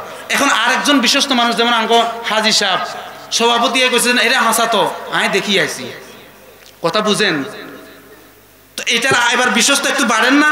না, তাই হাজি সাহেবজন কইছে মিশানো, এখন আমি জুমা পড়ে বেলা আইবার সময় কইেন আসলে ঘটনাটা তো দেখলাম, আমিও দেখলাম, তখন এটার গুরুত্ব ওই এগুলার কারণে ওই ফালতু ব্যক্তি তার কথা চলবে না, ইমাম সাহেব যেন দেখছে, যখন হাজি সাহেব দেখছে কথা সত্য, এটাকে বলা হয় দুর্বল। আমার রাসূলের হাদিস দুর্বল নয়, সনদ দুর্বল। কি দুর্বল? কেউ যদি বলে হাদিস দুর্বল তার ঈমান থাকবে না। রাসূলের কোনো কথা দুর্বল নয়, কিন্তু যারা বর্ণনা করতে গেছেন এদের মধ্যে ওই যোগ্যতা কম আর বেশি থাকার কারণে হাদিসের সনদটা কি হয়? দুর্বল হয়। আমি যে উদাহরণটা দিচ্ছি বুঝছেন, এই যে এইভাবে আমি বলার কারণে আপনারা তখন বিশ্বাস করছেন। ঠিক এই হাদিসটা এই সনদে দুর্বল, কিন্তু পরবর্তী অন্যান্য কিতাবে একই হাদিস সহি সনদে আরো অসংখ্য সাহাবায়ে কেরাম বর্ণনা করছে। তখন এই মনে রাখবেন, এক হাদিস যদি এক সনদে দুর্বল হয়, অন্যান্য সনদে যদি এটা সহি হয়, এটা আর দুর্বল থাকে না। কথা বুঝে নেন। এবার আসেন ওনারা ইবনে মাজাহ শরীফের 1129 নম্বর হাদিস বলে এখানে আমার রাসূল যে কথা বলছে এটা দুর্বল, এটা মানা যাবে না, এই কথা বলে তিনি ফালতু নামাজ বলছেন। ইমাম তাহাবি শরহে মুশকিলুল আথার 4108 নম্বর হাদিসে সহি সনদে বর্ণনা করেন, মান কানা মুসাল্লিয়ান ফালিওয়াসিল ক্বাবলাল জুমাতি আরবান ওয়া বাদা আরবান। ইনি বলছেন আমার রাসূল জুমার দিন আমার রাসূল ক্বাবলার জুমা 4 রাকাত, বাদাল জুমা 4 রাকাত আদায় করেছেন। শুধু তাই নয়, সহি সনদের হাদিস ইমাম তাবরানী মুজামুল কবির, ইমাম তাবরানী মুজামুল আওসাদের মধ্যে কি হাদিস এনেছেন, তিনিও বলছেন আমার রাসূল সাল্লাল্লাহু আলাইহি সাল্লাম বলেছে, আমার রাসূলের সাহাবী হযরতে আলী বলেন আমি দেখেছি আমার রাসূল জুমার নামাজের দিন 4 রাকাত আগে এবং 4 রাকাত পরে ক্বাবলাল জুমা আর বাদাল জুমা আদায় করেছে। এবার শুধু তাই নয়, আমার রাসূল আদায় করেছেন। প্রশ্ন হলো আমার রাসূলের সাহাবায়ে কেরামেরা কি আদায় করেছে কিনা?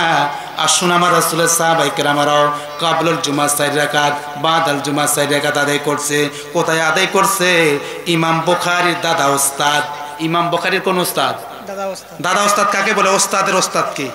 ইমাম বুখারীর দাদা ওস্তাদ মুসান্নাফে আব্দুর রাজ্জাকের 3য় খণ্ড 5524 5525 নম্বর হাদিসে সহিহ সনদে ইমাম বুখারীর দাদা ওস্তাদ তিনি এনেছেন আমার রাসূল সাল্লাল্লাহু আলাইহি ওয়াসাল্লাম জুমার দিন আগে 4 রাকাত, পরে 4 রাকাত, 4 রাকাত ক্বাবলা জুমা, 4 রাকাত বাদাল জুমা আদায় করেছে। তিনি বলছেন শুধু আমার রাসূল আদায় করেছে তাই নয়, আমার রাসূলের সাহাবী হযরত আলী, হযরত আব্দুল্লাহ ইবনে ওমর, কয়জন সাহাবী? এই 2 জন সাহাবীও আমার রাসূলের সুন্নাহ আদায় করেছে, বলেন সুবহানাল্লাহ। এবার সর্বশেষ কথা, ইমাম আবু বকর ইবনে আবি সাহেবা ওনার ইন্তেকাল হয়েছে 235 হিজরিতে। উনি কে জানেন? ইমাম আবু বকর ইবনে আবি সাহেবা কে জানেন? সিয়াসিত্তার বুখারী, মুসলিম, নাসাই, আবু দাউদ, তিরমিজি, ইবনে মাজাহ, এই সিয়াসিত্তার 6টা ইমামের যিনি ওস্তাদ। সুবহানাল্লাহ। ওনার মুসান্নাফে ইবনে আবি সাহেবার মধ্যে তিনি একটা বাব, একটা অধ্যায় কায়েম করেছে, আস-সালাতু ক্বাবলাল জুমা। সুবহানাল্লাহ। তাহলে আপনারা বলেন, আপনারা একটু মনোযোগ দিয়ে শুনেন, এই নামাজ এটা কি ফালতু নামাজ? ক্বাবলাল জুমা আর বাদাল জুমা কি ফালতু না? আসুন আজকে এই মাহফিলের 2টা মেসেজ আপনাদেরকে দিব, 2টা আমল। কয়টা আমল? মনোযোগ দিয়ে কয়টা আমল? মনোযোগ দিয়ে শুনেন। এই মাস আমলের মাস। রজব মাস কিসের মাস? আমলের মাস। কয়টা আমল নিয়ে যাবেন আজকে? 2টা। আপনাদেরকে আমি প্রশ্ন করি, আপনাদের মধ্যে কে আছেন হাত তুলবেন, মরার সময় কালিমা পড়ে পড়ে ইমানি দৌলত নিয়ে মরতে চান? কে কে হাত তুলেন? সবাই চান তো? নারে তাকবীর, নারে রিসালাত, আহলে সুন্নাত ওয়াল জামাত জিন্দাবাদ, জিন্দাবাদ। তাহলে আমরা সবাই চাই তো মরার সময় কেউ যদি কালিমা আর ঈমান নিয়ে মরতে পারে, বলেন তার জীবন সফলতা না? তার যে সৌভাগ্যবান ব্যক্তি আর দুনিয়াতে কেউ আছে? এটাই তো সবাই চায়। 2টা আমল দিব। কয়টা? এই 2টা আমল আজকের মাহফিলে ফুজি করে নিয়ে যান। এই 2টা আমল যদি করতে পারেন, আল্লাহর কসম, আল্লাহর কসম, মরার সময় কালিমা নসিব হবে, শয়তান ধোঁকা দিয়ে আপনাকে বেঈমানও বানাতে পারবে না। 1 নাম্বার আমল মেসওয়াক। কি মেসওয়াক আসেনি? হ্যাঁ, মাশাআল্লাহ, থাকলে তো আলহামদুলিল্লাহ। মেসওয়াক এটার দাম ভালোটা জৈতুনেরটা নিলে ৬০-৭০ টাকা নিব, আর নর্মালটা ২০ টাকা। এই ৬০-৭০ টাকা আর ৫০ টাকায় আপনাদেরকে জান্নাত পর্যন্ত পৌঁছাই দেবে। মনোযোগ দিয়ে শুনেন, মেসওয়াক কত বড় দামি একটা ইবাদত। এটা যদিও বা একটা গাছের শিকড়, একটা ঢাল, কিন্তু এটা আপনার জবান দিয়ে কালিমা নসিব করবে। সুবহানাল্লাহ। সহিহ আল বুখারী 887 7240 নম্বর হাদিস। আমার রাসূল সাল্লাল্লাহু আলাইহি সাল্লামের সাহাবী আবু হুরায়রা বর্ণনা করেন, আমার রাসূল সাল্লাল্লাহু আলাইহি সাল্লাম বলেছে, ক্বালা লাউলা আন আশুক্কা আলা উম্মতি ওয়া আলান নাস লা আমারতুহুম বিসওয়াক মা কুল্লি সালাতিন।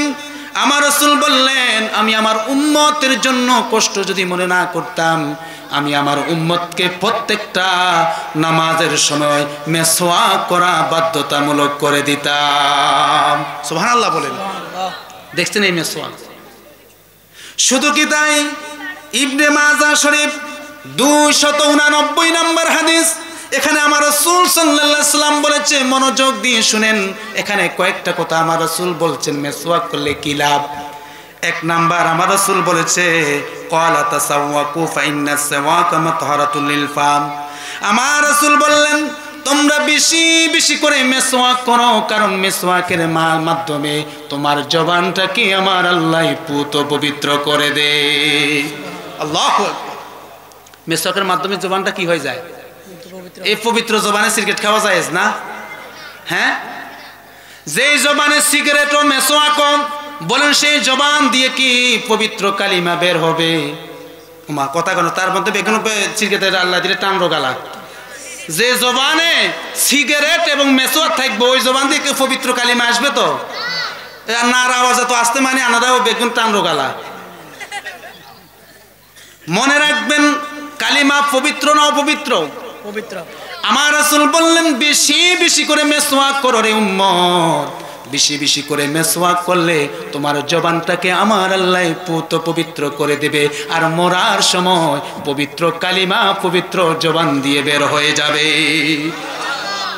2 নাম্বার আমার রাসূল বললেন, মারদাতুল লিরাব্বি ওয়া মা জানিব। এই মেসওয়াকের মাধ্যমে আমার আল্লাহকে অতি তাড়াতাড়ি রাজি আর খুশি করা যায়। আল্লাহকে রাজি খুশি করতে হলে কি করা লাগবে? বেশি বেশি মেসওয়াক। 3 নাম্বার আমার রাসূল বললেন, জানি জিবরাইল ইল্লা আওসানি বিসওয়াক। আমার রাসূল সাল্লাল্লাহু আলাইহি সাল্লাম বলেছে, আমার আল্লাহর ফেরেশতা জিবরাইল যতবার আমার কাছে এসেছে, ততবার বলছে, ইয়া রাসূলুল্লাহ মেসওয়াক করুন, মেসওয়াক করুন। সুবহানাল্লাহ। আমার রাসূল বললেন, আমি ভয় পেয়ে গেলাম, না জানি এতবার বলতেছে, আমার আশঙ্কা লাগতেছে, না জানি আমার আল্লাহ মেসওয়াক আমার উম্মতের জন্য ফরজ কইরা দে। আল্লাহু আকবার। এখানে একটা কথা আছে, কইতাম নি? হ্যাঁ, কেউ মনে কষ্ট নিবেন, নিলেও কিছু করার নাই, সঠিক মেসেজটা তো দিতে হবে।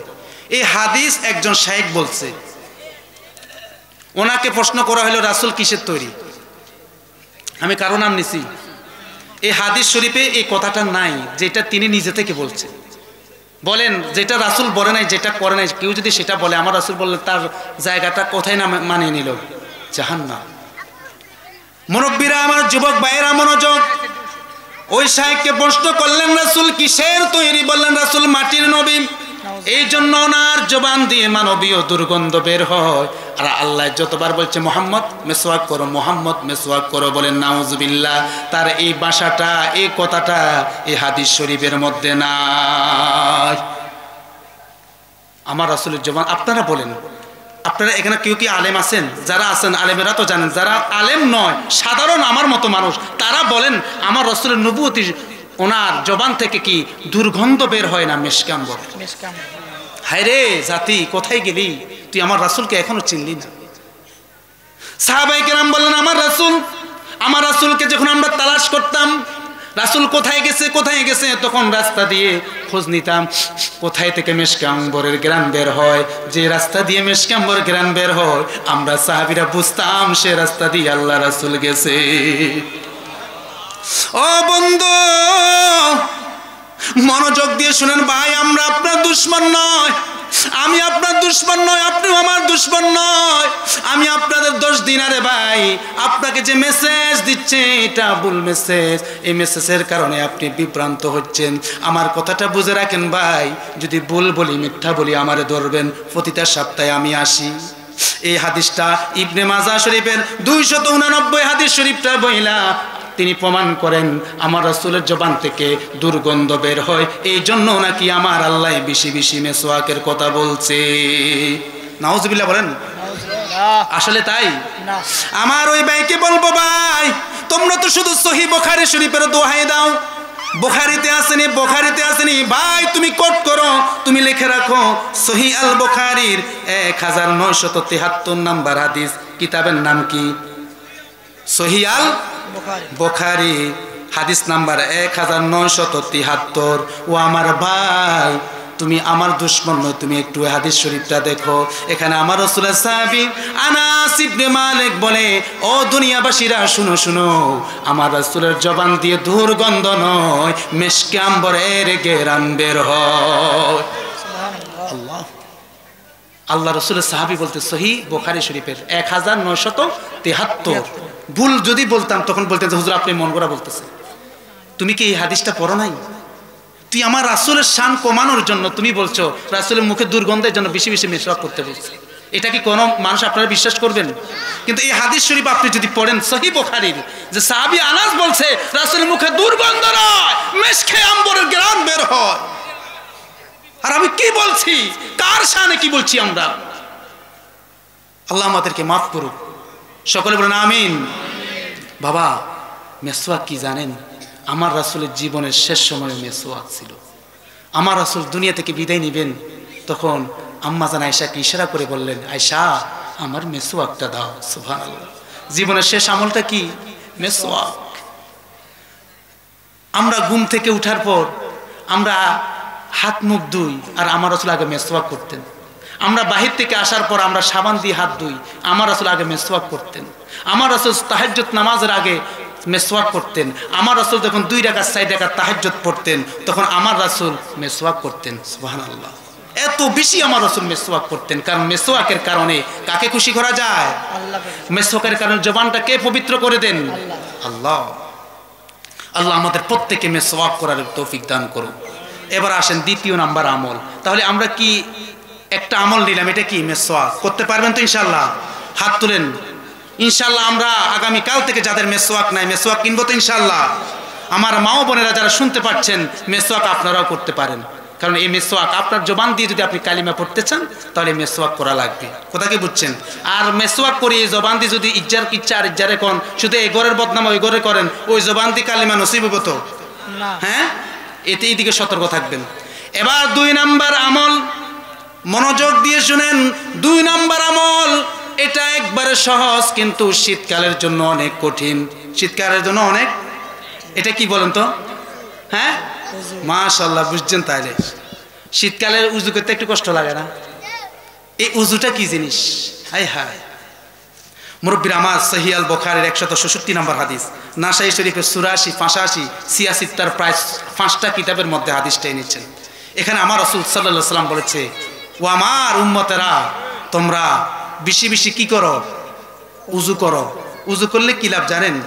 আমার রাসূল সাল্লাল্লাহু আলাইহি ওয়াসাল্লাম বলেছেন, ইদাম তাওয়াদ্দাল আব্দুল মুসলিমু আউল মুমিনু ফাগাসালা ওয়াজহু। আমার রাসূল সাল্লাল্লাহু আলাইহি ওয়াসাল্লাম বলেন, তোমরা বেশি বেশি করে, ও আল্লাহর মুমিন বান্দারা, বেশি বেশি করে উজু করো। উজু করার মাধ্যমে তোমার হাতের গুনাহ, পায়ের গুনাহ, মুখের গুনাহ, চোখের গুনাহ আমার আল্লাহ মাফ করে দেয়। ও বন্ধু আমার, উজু তো আমরা সকলেই করি, কিন্তু উজু করার সময় আমাদের মনোযোগ থাকে না। উজু করি আমরা, ওই মসজিদের ভিতরে পানি ছেড়ে দিয়ে আরেকজনের সাথে কথা বলি, কয়বার কুলি কুস্তি তাও ভুলে যায়, আবার উজু করে চলে যায়। আসি না নাই? ও আমার মুরব্বী বাবারা, আমার মা বোনেদেরকে আজকে একটা টিপস দিয়ে যাই। উজু যখন করবেন একটা খেয়াল অন্তরের মধ্যে আনবেন। এই হাদিসে আমার রাসূল বললেন যে আমার উম্মতগুলা বেশি বেশি করে উজু করে, ওই ব্যক্তি উজু করার কারণে উজুর অঙ্গগুলার গুনাহ আল্লাহ তাআলা মাফ করে দেয়। হাদিস শরীফে আছে, আমার রাসূল বলেছেন, নখের ছিদ্র আছে না, ছিদ্র, এই চোখের যে পাতা, এখানে যে আমাদেরকে এখানে যে বাস হয়ে থাকে, বাসের ভিতরে যে গুনাহ আছে ওইটাও আল্লাহ মাফ করে দেয়। তবে আপনাদেরকে একটা আপনাদেরকে টিপস দিয়ে যাই। ও বাবা, ও আমার মা, যখন উজু করবেন, উজুর পানি যখন হাতের মধ্যে পড়বে তখন খেয়াল করবেন, হায়রে আমার রাসূল তো বলছে উজু করার সময় গুনাহ মাফ হয়। হায়রে এই হাত দিয়ে কত গুনাহ করছি, অন্যায় করছি। ও আল্লাহ, তোমার রাসূল তো বলছে হাতের গুনাহ মাফ হয়ে যায়। আল্লাহ গো, এই পানিটার সাথে আমার হাতের গুনাহ মাফ করে দাও। এইভাবে পা ধুবেন, মাসে করবেন, কুলি করবেন, যখন যেটা করতে থাকবেন, করার সময় শুধু নিয়ত রাখবেন, রাসূল বলছে উযু করলে গুনাহ মাফ। আল্লাহ, আমার এই উযুর মাধ্যমে আমার জিন্দেগির গুনাহ তুমি মাফ করে দাও। ও মুরব্বী বাবারা, উযু বসে করেন না দাঁড়াই করেন? হ্যাঁ, বসে। বসে উযু করে, বসি উযু করিও তো দাঁড়ান, তাই না? একটা আপনার স্তর মনে রাখবেন, উযু করি, বসি, দাঁড়াই। পা দুই কি আমরা দাঁড়াই না? এবার দেখেন, উযু করার পর যখন দাঁড়াবেন একটা দোয়া পড়বেন। একটা কি? এটা কি জানেন? কালিমায়ে শাহাদাত। কালিমায়ে আশহাদু আল্লা ইলাহা ইল্লাল্লাহু ওয়াহদাহু লা শারীকা লাহু ওয়া আশহাদু আন্না মুহাম্মাদান আবদুহু ওয়া রাসূলুহু। নাসাই শরীফের 148 নম্বর হাদিস। আমার রাসূল বললেন, মান তাওয়াদ্দা ফাহসানাল উযু ثم قال أشهد أن لا إله إلا الله وأشهد أن محمدا عبده ورسوله فتحت له 8 أبواب الجنة يدخل من أيها شاء। আমার রাসূল বললেন, আমার কোন উম্মত, কোন মুমিন মুসলমান যখন এই খেয়ালগুলা নিয়ে উজু করার পর যখন দাঁড়ায়, আর যখন দাঁড়াইয়া কালিমায়ে শাহাদাত পড়ে, আমি রাসূল বলছি ওই উম্মতের জন্য আল্লাহ তাআলা 8খানা জান্নাতের দরজা খুলে দেয়। আর আমার উম্মত ওই দরজা দিয়ে, জান্নাতের যে কোনো দরজা দিয়ে আল্লাহর জান্নাতে ঢোকার আল্লাহ তাকে সেই সুযোগ করে দেন। সুবহানাল্লাহ। তাহলে এই আমলটা করতে পারবেন? আশহাদু আল্লা ইলাহা ইল্লাল্লাহু ওয়া আশহাদু আন্না মুহাম্মাদান আবদুহু ওয়া রাসূলুহু। এটা সবাই পারবেন তো ইনশাআল্লাহ? উযু করে দাঁড়াই এই দোয়াটা পড়বেন, পারবেন তো ইনশাআল্লাহ? এবার আসুন, উযু করে দাঁড়াইলাম, এবার তো হাঁটতে হবে, তাই না? না এনে বেশি চলে আসবেন, হাঁটি হাঁটি তো আসতে হয়। উযু করছেন, উযু করে হাঁটি হাঁটি আল্লাহর ঘরে আসা লাগে কি লাগে না? ও দুনিয়ার মানুষ, ইবনে মাজাহ শরীফের 281 নম্বর হাদিস। এই হাদিস শরীফের মধ্যে আমার রাসূল সাল্লাল্লাহু আলাইহি ওয়াসাল্লাম বলেছে যে আমার উম্মতটা এই খেয়াল নিয়ে উযু কইরা দোয়াটা পড়া এক পা দুই পা, এক কদম দুই কদম দিতে দিতে আল্লাহর ঘরে যায়। আমার রাসূল বললেন প্রত্যেকটা কদমের বিনিময় তার পিছনের সমস্ত জিন্দেগীর গুনাহ মাফ করে দেয়।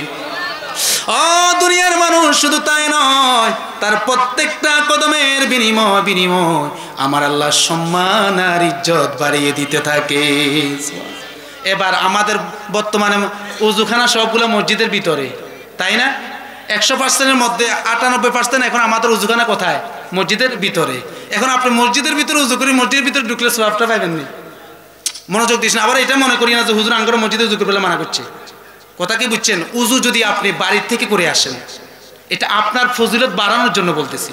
আপনার গুনাহগুলো বেশি মাফ করতে চাইলে বাড়ি থেকে উযু করে আসলে যতটা কদম মসজিদ পর্যন্ত হবে ততটা গুনাহ আল্লাহ তাআলা আপনার মাফ করতে থাকবে। বলেন সুবহানাল্লাহ। প্রত্যেকটা কদমের বিনিময়ে সম্মান আর ইজ্জত আল্লাহ তাআলা বুলন্দ করতে থাকবে। বলেন সুবহানাল্লাহ। এবার আসেন, উযু কইরা হেঁটে হেঁটে মসজিদে আসলাম, আল্লাহ গুনাহ মাফ করে দিলেন, সম্মান বৃদ্ধি করে দিলেন। মসজিদে আসি কি করব? বসে বসে রাজনীতিক আলোচনা, কার হুতের বিয়ার কি হয়েছে, কার মেয়ের কি হয়েছে, ওতে রফিক মিয়ার বউ কি করছে, অমুক মিয়া রফিক মিয়া জিরে বিয়া দিছে, কি হয়েছে না হয়েছে, এবার খন্দ কেচ্চা হয়েছে, এবার ফসল কেচ্চা হয়েছে, এরকম যুক্তি মসজিদে আসে এগুলো করবেন? আমার রাসূল বললেন, সহিহ আল বুখারী 1937 নম্বর হাদিস, মেশকাত এবং মুসলিম শরীফের মধ্যে হাদিসটা এসেছে। আমার রাসূল সাল্লাল্লাহু আলাইহি ওয়াসাল্লাম বলেছে, যে ব্যক্তি উযু করার পর আল্লাহর ঘরে আসবে, আসার পর 2 রাকাত নামাজ আদায় করবে। কয় রাকাত? আরো জোরে বলেন।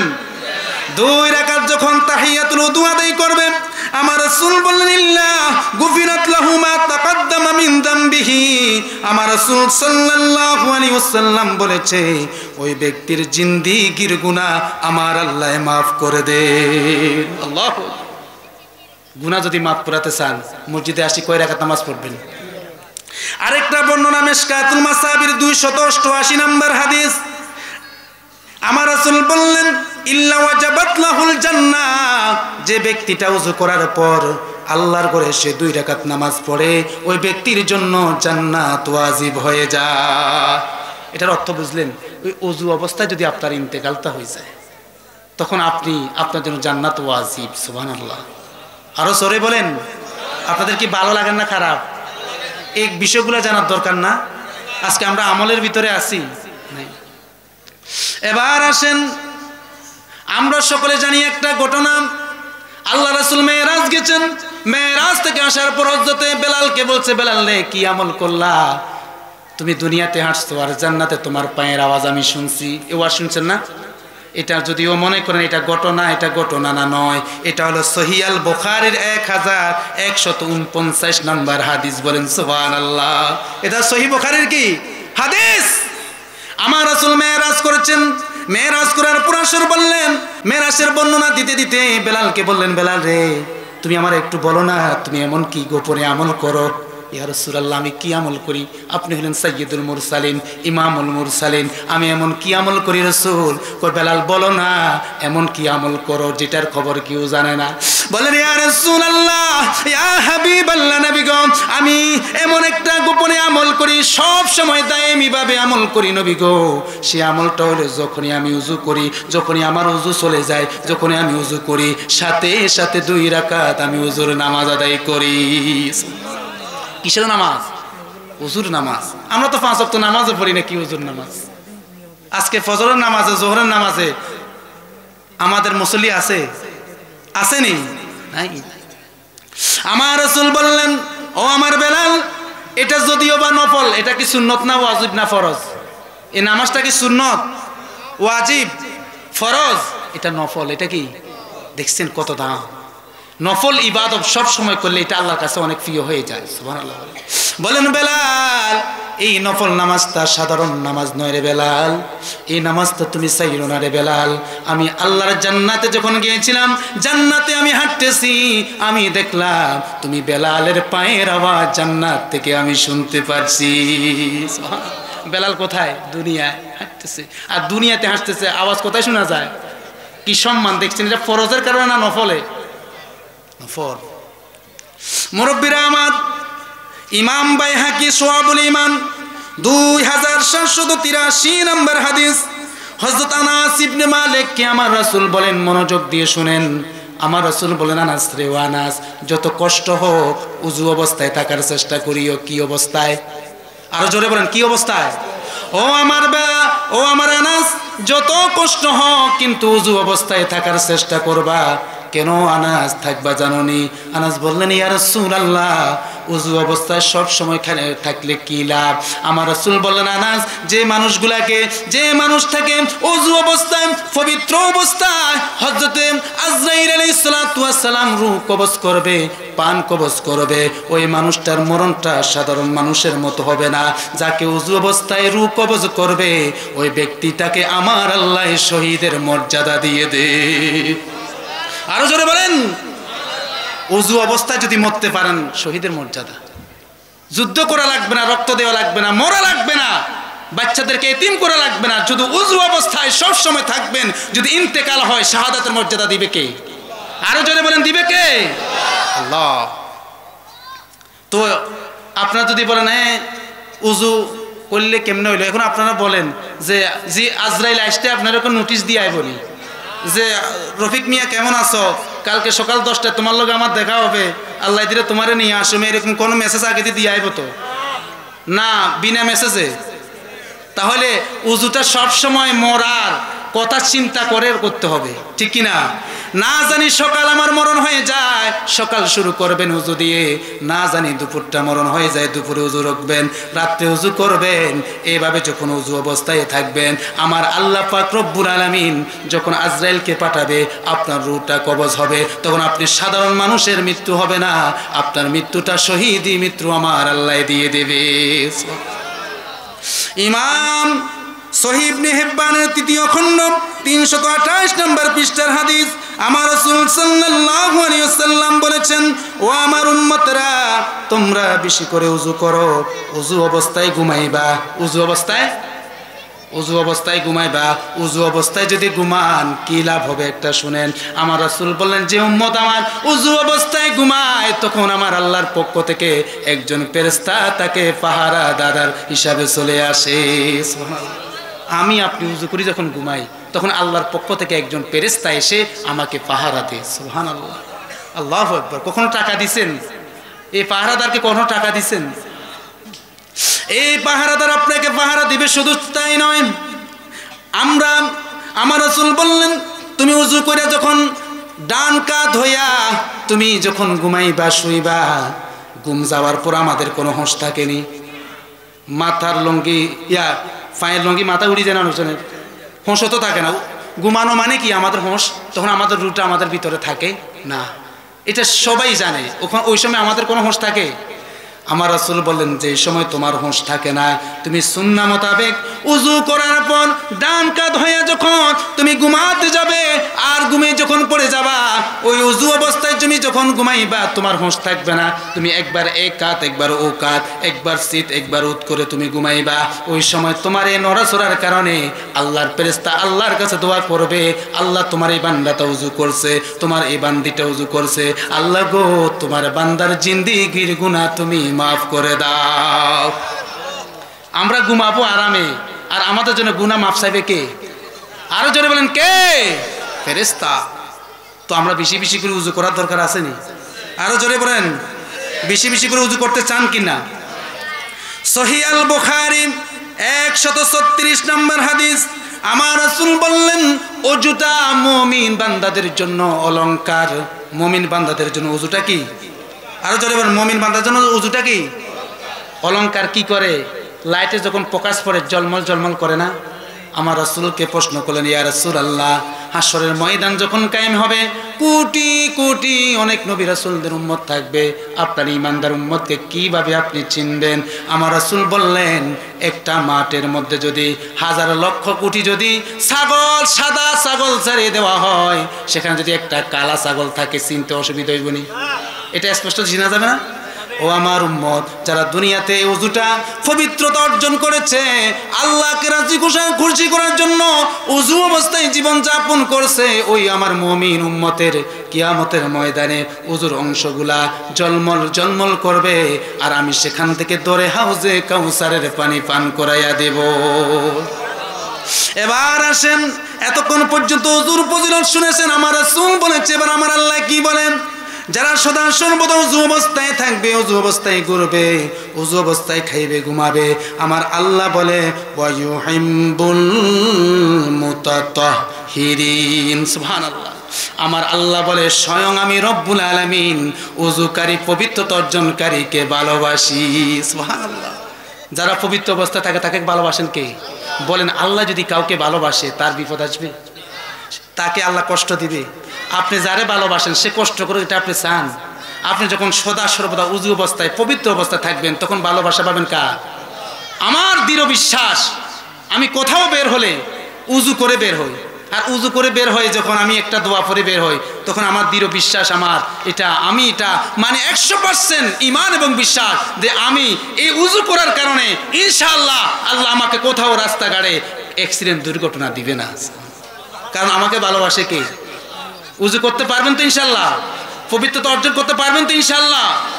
আমরা সবাই জিকির করি, লা ইলাহা ইল্লাল্লাহ, জোরে জোরে লা ইলাহা ইল্লাল্লাহ, মুহাব্বতে লা ইলাহা ইল্লাল্লাহ, ও লা ইলাহা ইল্লাল্লাহ, লা ইলাহা ইল্লাল্লাহ মুহাম্মাদুর রাসূলুল্লাহ সাল্লাল্লাহু আলাইহি ওয়াসাল্লাম। তাহলে আমরা আজকে দুইটা বিষয় শিখছি, পারবেন তো ইনশাল্লাহ? 1 নাম্বার কি, 2 নাম্বার ওযু, পারবেন তো ইনশাল্লাহ? তারপর আমরা এর আগে আমরা সুন্নতে মুআক্কাদার ফজিলত শুনছি না? সুন্নতের মুআক্কাদা পড়তে পারবেন তো ইনশাল্লাহ? আমরা অনুসরণ করব কিসের, হাদিসের না সুন্নতের? সুন্নতের। এবার আসেন আরেকটা আমলের কথা বলে শেষ, কারণ আমার বিশার মেয়াদ আর 4-5 মিনিট আছে, কথা কি বুঝছেন? কিন্তু এইভাবে বলতে গেলে অনেক সময় লাগবে। অনেক ছোট ছোট আমল আছে যে একটা ছোট আমল করলে কতটা আপনার লাভবান, অনেক ছোট ছোট আমলের বিষয় আজকে আনছে, কিন্তু সময় সংক্ষিপ্ত। একটা সূরা আছে সবচাইতে একবার সহজ, সূরা ইখলাস। সূরা কি জানেন তো সবাই? যে একবার পড়াশোনা করে না সেও সূরা ইখলাস আর কুল হুয়াল্লাহ ইন্না তৈনা পারে কি পারে না? কিন্তু এই সূরা ইখলাস কতটা ফজিলত আমরা কি জানি? আল্লাহু আকবার। সহিহ আল বুখারী 5013 নম্বর হাদিস, নাসাই শরীফের মধ্যে হাদিসটা এসেছে, আমার রাসূল সাল্লাল্লাহু আলাইহি ওয়াসাল্লাম সাহাবীদেরকে বললেন, ও আমার সাহাবীরা রে, তোমরা কি কুরআনুল কারীমের 1/3 পাঠ করতে পারবা? অর্থাৎ কুরআনুল কারীম কত পারা? এখানে 3 ভাগ করলে কয় পারা? আমার রাসূল সাহাবীকে বললেন, তোমরা কি কোরআনের 1/3 পাঠ করতে পারবা? সাহাবীরা বললেন, ইয়া রাসূলুল্লাহ, নবী গো, এটা আমাদের অনেকের দ্বারা সম্ভব হবে না। যারা কোরআনে কারীমের হাফেজ তারা 1 পারা পড়তে কমপক্ষে 20 থেকে 25 মিনিট লাগে। যারা সাধারণ এরা 1 পারা পড়তে কয় ঘন্টা লাগে? হ্যাঁ, জিয়েন্দি টান না, হিন্দিও টানে না, কেউ মনে কষ্ট নিয়েন না। ওয়ামা কানু এভাবে বলতে বলতে সময় লাগে না? এভাবে 1 পারা পড়তে কয় ঘন্টা লাগে? আর একজন কোরআনে হাফেজ পড়তে 20 থেকে 25 মিনিট লাগে। সাহাবীরা বললেন, ইয়া রাসূলুল্লাহ, এটা তো অনেকের দ্বারা সম্ভব নয়, কারণ খতম কোরআনুল কারীমের মধ্যে 10 পারা যদি কেউ কোরআন খতম করতে চায়, এই 10 পারা যদি পড়তে চায় কমপক্ষে অনেক সময়ের প্রয়োজন, এটা তো সব ব্যক্তি পারবে না। আমার রাসূল বললেন, তবে তোমরা একটা আমল করতে পারবানি? কই কি? ইয়া রাসূলুল্লাহ, ইয়া হাবিবাল্লাহ, এমন কি আমল? ও আমার সাহাবায়ে কেরামেরা, যে ব্যক্তিটা সূরা ইখলাস একবার নিয়ত করে পড়বে খালিস নিয়তে, আমার আল্লাহ পাক রব্বুল আলামিন ওই ব্যক্তির আমলনামায় কোরআনুল কারীমের 10 পারা কোরআন খতমের সওয়াব আল্লাহ তাআলা লিখে দেন। তাহলে 3 বার পড়লে কয় খতম? 1 বার পড়লে যদি 10 পারা হয়, 3 বার পড়লে কয় খতম? এটা কি আমার কথা না, সহিহ বুখারীর হাদিসের কথা? এবার আসেন, আমার রাসূল সাল্লাল্লাহু আলাইহি ওয়াসাল্লাম বলেছেন, জামে সুনানে নাসাই শরীফের হাদিস 994 নম্বর হাদিস, আমার রাসূল সাল্লাল্লাহু আলাইহি সাল্লামের হযরত আবু হুরায়রা আমার রাসূলের সাথে ছিলেন। তখন আমার রাসূলের সাথে যখন ছিলেন তখন দেখলেন এক ব্যক্তি বেশি বেশি সূরা ইখলাস পড়তেছে। কি পড়তেছে? সূরা ইখলাস বেশি বেশি পড়তেছে। তখন আমার রাসূল তার এই অবস্থা দেখে বললেন, তার জন্য ওয়াজিব হয়ে গেল। সুবহানাল্লাহ বলেন। কি বললেন? তার জন্য ওয়াজিব হয়ে গেল। আবু হুরায়রা বললেন, ইয়া রাসূলুল্লাহ, ইয়া হাবিবাল্লাহ, নবী গো, কার জন্য জান্নাত ওয়াজিব হয়ে গেল? আমার রাসূল বললেন, যে ব্যক্তিটা বেশি বেশি সূরা ইখলাসের আমল করতেছে তার জন্য আল্লাহর জান্নাত ওয়াজিব হয়ে গেছে। সুবহানাল্লাহ বলেন। শুধু তাই নয়, নাসাই শরীফের 993 নম্বর হাদিস, আমার রাসূল সাল্লাল্লাহু আলাইহি সাল্লাম বলেছেন,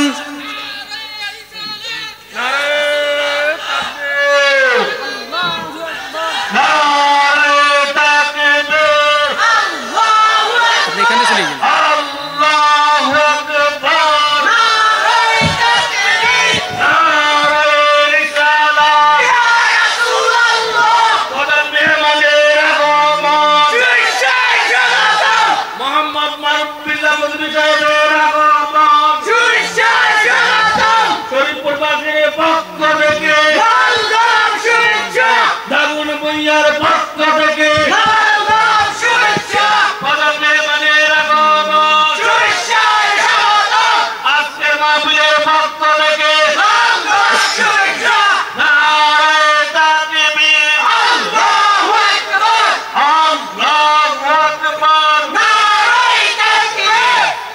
আলহামদুলিল্লাহ বলেন। আলহামদুলিল্লাহ, আরো জোরে বলেন আলহামদুলিল্লাহ। আপনার প্রধান মেহমান চলে আসছে, তো আমার কথাটাকে শেষ করে দিন। আলহামদুলিল্লাহ। আমি কথাটা কি শেষ করব? আপনার মনোযোগ দিয়ে শুনবেন হুজুর, 2-3 মিনিট। আমি তো আগে বলছি, এখন আমার বাজার ভালো লাগতো না, ফলাও কর্মা চলিয়ে আছে, কথা কি বুঝছেন? তো একটু লাস্ট কথাটা একটু বলে দিই, শুনতে চান তো ইনশাল্লাহ? তা সবাই বসে যান, যারা দাঁড়িয়ে আছেন সবাই বসে যান। জামে তিরমিজি শরীফ 2901 নম্বর হাদিস, 2901 নম্বর হাদিস। মসজিদে কুবায় একজন ইমাম আছে, আনসারি সাহাবী। সে প্রত্যেকটা রাকাতে সূরা ইখলাস পড়ে। সূরা কি পড়ে? কুল হু আল্লাহ পড়ে। এখন ওনাকে নিয়ে বিভিন্ন প্রকার গবেষণা শুরু হয়ে গেছে। এখন বলেন, আমি যদি শরীফপুর মসজিদে নামাজে প্রত্যেক রাকাতে সূরা ইখলাস পড়ি, আপনারা বলবেন না কি শুরু করছে, কোন তোর মূর্খ হুজুর লই আইছত, সূরা কুল হু আল্লাহ ছাড়া কিছু জানে না, কুল হু আল্লাহ তো আমরা রফিক কেউ জানে, কইতন না? এখন ওই সময় এভাবে গবেষণা শুরু হয়ে গেছে। তখন এই কথাটা আমার রাসূলের কাছে পৌঁছে গেছে। আমার রাসূল তাকে জিজ্ঞাসা করলেন, তুমি এটা কেন ইখলাসটা বেশি বেশি পড়ো বলো? কই ইখলাসে আমার আল্লাহর গুণ কীর্তনের কথা এমনভাবে আছে, এটা আমি পড়তে ভালোবাসি। সুবহানাল্লাহ। আমার রাসূল বললেন, তুমি যদি এটা পড়তে ভালোবাসো, ইন্না উহুব্বুহা আদখালাল জান্নাহ, এই ভালোবাসায় তোমাকে জান্নাত পৌঁছায় দিবে। আরো জোরে বলেন। সূরা ইখলাস পারেন না কে কে? হাত তুলেন। মাশাআল্লাহ, সবার মনোযোগ আল্লাহ দিলে। হুজুর আইবার লগে লগে আমার দিকে হয়ে গেছে। তিরমিজি শরীফের 2898 নম্বর হাদিস। এই হাদিসে আমার রাসূল বললেন, যে ব্যক্তিটা দৈনিক 200 বার, কয়বার বাবা খেয়াল করেন, কয়বার? 200 বার কোন আমার উম্মত যদি দৈনিক 200 বার সূরা ইখলাসের আমল করতে পারে, আমার রাসূল সাল্লাল্লাহু আলাইহি সাল্লাম বলেছেন, ওই ব্যক্তির 50 বছরের জিন্দেগীর গুনাহ আমার আল্লাহ মাফ করে দেন। সুবহানাল্লাহ, আসতে বলেন। মিশকাতুল মাসাবি 2159 নম্বর হাদিসের মধ্যে আমার রাসূল বললেন, আল্লাহর কোন বান্দা, আমার কোন উম্মত যদি সূরা ইখলাস যদি 100 বার ওযু করার পর ডান কাঁধ হইয়া 100 বার, কয়শবার? আরো জোরে বলেন না। 100 বার জোড়া সূরা ইখলাস পড়তে পারে, আমার রাসূল সাল্লাল্লাহু আলাইহি সাল্লাম বলেছেন, ওই ব্যক্তিকে কিয়ামতের দিন আমার আল্লাহ বলবে, ইয়া ইবাদি উদখুল আলা ইয়ামিনিকাল জান্নাহ, তোমার ডান পাশ দিয়া জান্নাতে ঢুকে যাও। সুবহানাল্লাহ। কয়শো বার বাবা? 200 বার। ওইখানে আছে 200 বার পড়লে 50 বছরের গুনাহ, আর 100 বার ডান কাঁধে আপনি হাতটা রেখে যদি পড়তে আনে, দেখবেন 10 মিনিট লাগবে। কত মিনিট আমরা মোবাইলে যদি একবার ফেসবুকে ফিসলা জায়গাতে ঢুকতে পারি, আহারে ঘন্টার পর ঘন্টা 3-4 ঘন্টা চলে যায়। এবার দেখি যে 2টা বাজে গেছে, তখন ঘুমাই, তাই না? আর তখনই ঘুমাই যখন মোবাইলের চার্জ আস্তে আস্তে কয় 2% আছে, 3% আছে, তখন কই বাবুরে মোবাইল তো কাতরার, হেতেও ঘুমক আমিও ঘুমাই, ওই সময় আমরা ঘুমাই, তাই না? বলছে সুন্নত নিয়মে উজু করে ডান কাঁধে যদি আমার কোন উম্মত যদি 100 বার সূরা ইখলাস তেলাওয়াত করতে পারে, আমার আল্লাহ কিয়ামতের দিন বলবে, যাও যাও তোমার ডান পাশ দিয়ে জান্নাতে ঢুকে যাও। তোমার জান্নাতে যাইতে চান তো? অনেক আলোচনা তো এখানে হুজুর যখন চলে আসছে, তখন আমি আর কোনো কথা বলবো না। সর্বশেষ একটা কথা বলি, যেটা আমি আজকে ইউটিউবের মধ্যে দেখছি। কথা কি বুঝছেন? ইউটিউবের মধ্যে দেখলাম একজন শায়েখ, কেউ আমার উপর রাগ করিয়েন না, কেমন? হুজুরে চা খাইতে খাইতে আমি এটা শেষ করে দিই, কেন? একটু সুযোগ খাইছি, চা খাত। এখন একজন শায়েখ একটা অনুষ্ঠানে পুরস্কার বিতরণ করছে। কি বিতরণ করছে? হ্যাঁ, পুরস্কার, তাই না? পুরস্কার বিতরণ করছে। তো যে ব্যক্তিটা পুরস্কার নেই, ওই ব্যক্তিটা একটু বিনয়ের সাথে নিত, হুজুর থেকে নেয় না, নেওয়ার সময় ওই যিনি পুরস্কার নিচ্ছেন ইনি একটু মহাব্বতে হুজুরের একটু কিস দিছে, আর কি সুমা দিছে। হুজুর বলছে, এই এটা শিরক, এটা শিরক। আপনার বলে এটা শিরক? আমি বলতেছি, দলিল দিচ্ছি, এটা কি শিরক হবে? ইন্নামাল আমালু, বুখারী শরীফের প্রথম হাদিস, ইন্নামাল আমালু, প্রত্যেকটা কাজ নিয়তের উপর নির্ভর করবে। এখন ওনার নিয়তটা কি? ওনাকে আল্লাহ মনে করি সেজদা করা, না শায়েখ মনে করে চুমা খাওয়া? হ্যাঁ, শায়েখ মনে করে তো চুমা খাচ্ছে, তো এখানে কি শিরক হওয়ার সম্ভাবনা আছে? আপনি বলেন, আপনিও তো আপনার মাকে সালাম করতেছেন, ওই সময় কি মাকে খোদা মনে করে সালাম সেজদা দিচ্ছেন, না মা মনে করে চুমা খাচ্ছেন? এখানে কি শিরক হবে? এখন উনি বলছে এটা শিরক। তো এখন আমি আপনাদের একটু বলি, হয়তো উনি আমার থেকে ভালো জানে, হয়তো আমি ওনার মতো বুঝি না, এটাই তো সমস্যা। তবে আমি যতটুকু জানি ততটুকু বলছি। তিরমিজি শরীফের 2733 নম্বর হাদিস, ইবনে মাজায়ও আছে, সুনানে আবু দাউদ শরীফের 5225 নম্বরেও আছে, তারপরে নাসাই শরীফে আছে, শোয়াবুল ইমানের মধ্যে হাদিসটা আছে। এখন বলেন, এভাবে চুমো খাওয়া জায়েজ আছে না নাই এটা জানার দরকার আছে? হ্যাঁ, আমার রাসূল বললে করবো না, অত করার দরকার নেই। উনি যে এটা শিরক বলছে কোনো দলিল দিছে? আমার কথা যে ভাই, আমি একটা জিনিস না বললে, না জায়েজ বললে এটা দলিল দিতে হবে না? এটা কি আমার মন গড়া কোনো শক্তিতে ইসলাম চলবে না, কোরআন হাদিসের ভিত্তিতে চলবে? তো উনি যখন এটা শিরক বলছে, তখন উনি এটাকে দলিল দিতে পারতো যে তুমি যে এটা করছো, এখানে আল্লাহ বলছে এভাবে ঝুঁকি গেলে শিরক হয়, এভাবে ঝুঁকি গেলে কি হয়? শিরক হয়। বলেন, ও শায়েকে যদি 500 টাকার নোট যদি পকেটন পড়ে যায়, কি দাঁড়ায় দাঁড়ায় লেবো না উত্তর লেবো? কথা মনে বুঝেন নাই? ওই সময় শিরক হইতো না? এই কথা কয় না। ওনার যুক্তি দিছে, আমিও যুক্তি দিচ্ছি, দলিল এখনো দিচ্ছি না। এখন যদি নিচের দিকে ঝুঁকলে যদি সেজদা হয়ে যায়, তো আঙ্গ যারা রোয়া রোপণ করেন এখন বেগুন কিন্তু কিছু মুসলমান না ওনার যুক্তিতে। কথা কি বুঝছেন? আমি কারোর বিরুদ্ধে বলছি না। উনি যখন চুমা খাইছে বা একটা মাথা ঝুঁকাইছে যদি শিরক হয়ে যায়, তাহলে যারা রোয়া রোপণ করে বেগুন কি মুসলমান আসেনি? 500 টাকা নোট 100 টাকা নোট নিচে কিছু পড়ে গেলে এটা উঠে তো লাগলে, আর মাও বোনেরা ওই হাইলারে আনি চুলাতুন ওই থুই তো লাগলে কি নিউরিত হয় না খাওয়াইতে হয়? খাওয়াইতে হলে হিয়ের জায়গা মতো থাকবো না, নিচের মুখ ছুটবো, তো ওই সময় কি শিরক হবে নি? কষ্ট পাইতেছেন? তাহলে এটা শিরক নয়। এবার আসেন, দলিল আপনাদেরকে দিয়েছি ইবনে মাজাহ শরীফ হাদিস নাম্বার 3705, আবু দাউদ শরীফের 5225, তিরমিজি শরীফের 2733, শোয়াবুল ইমানের মধ্যে হাদিসটা এসেছে। আমার রাসূলের হাদিস, আমজারিন ওয়া কানা ফি ইনদা আব্দুল কাইস قال لما قدمنا المدينة فجعلنا نتبادر من رواحلنا فنقبل يدي النبي صلى الله عليه وسلم ورجله। এখানে হাদিসের মধ্যে বলেন, আমার রাসূলের সাহাবী হযরত জারিন বলেন, বনি কাইস গোত্রের কিছু লোক আমার রাসূলের জন্য মদিনা শরীফ আসলেন। কোথায় আসলেন? মদিনাতুল মুনাওয়ারায় আসলেন সাওয়ারি হইয়া। সাওয়ারি থেকে নামলেন তাড়াতাড়ি, নামিয়া আমার রাসূলের কাছে দৌড়াইয়া গেলেন, আমার রাসূলের হাত মোবারকে, কদম মোবারকে চুমা খাইলেন। ভাই আমি ভুল বললে আমার বলবেন, হাদিসে আছে তো সাহাবাই কেরামেরা রাসূলের হাতে এবং কদমে চুমা খাইছে। কথা এই দলিলটা পাইছেন তো? এবার আমরা সামু সাহাবাই কেরামেরা রাসূলকে চুমা খাইছে, সাহাবীদেরকে চুমা খাইছে কিনা?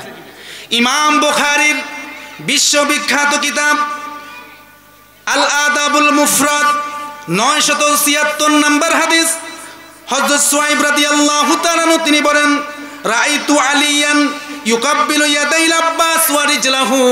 আমি সুয়াইব দেখেছি হযরত আলী হযরত আব্দুল্লাহ ইবনে আব্বাসের কদমে চুমা খাইছে।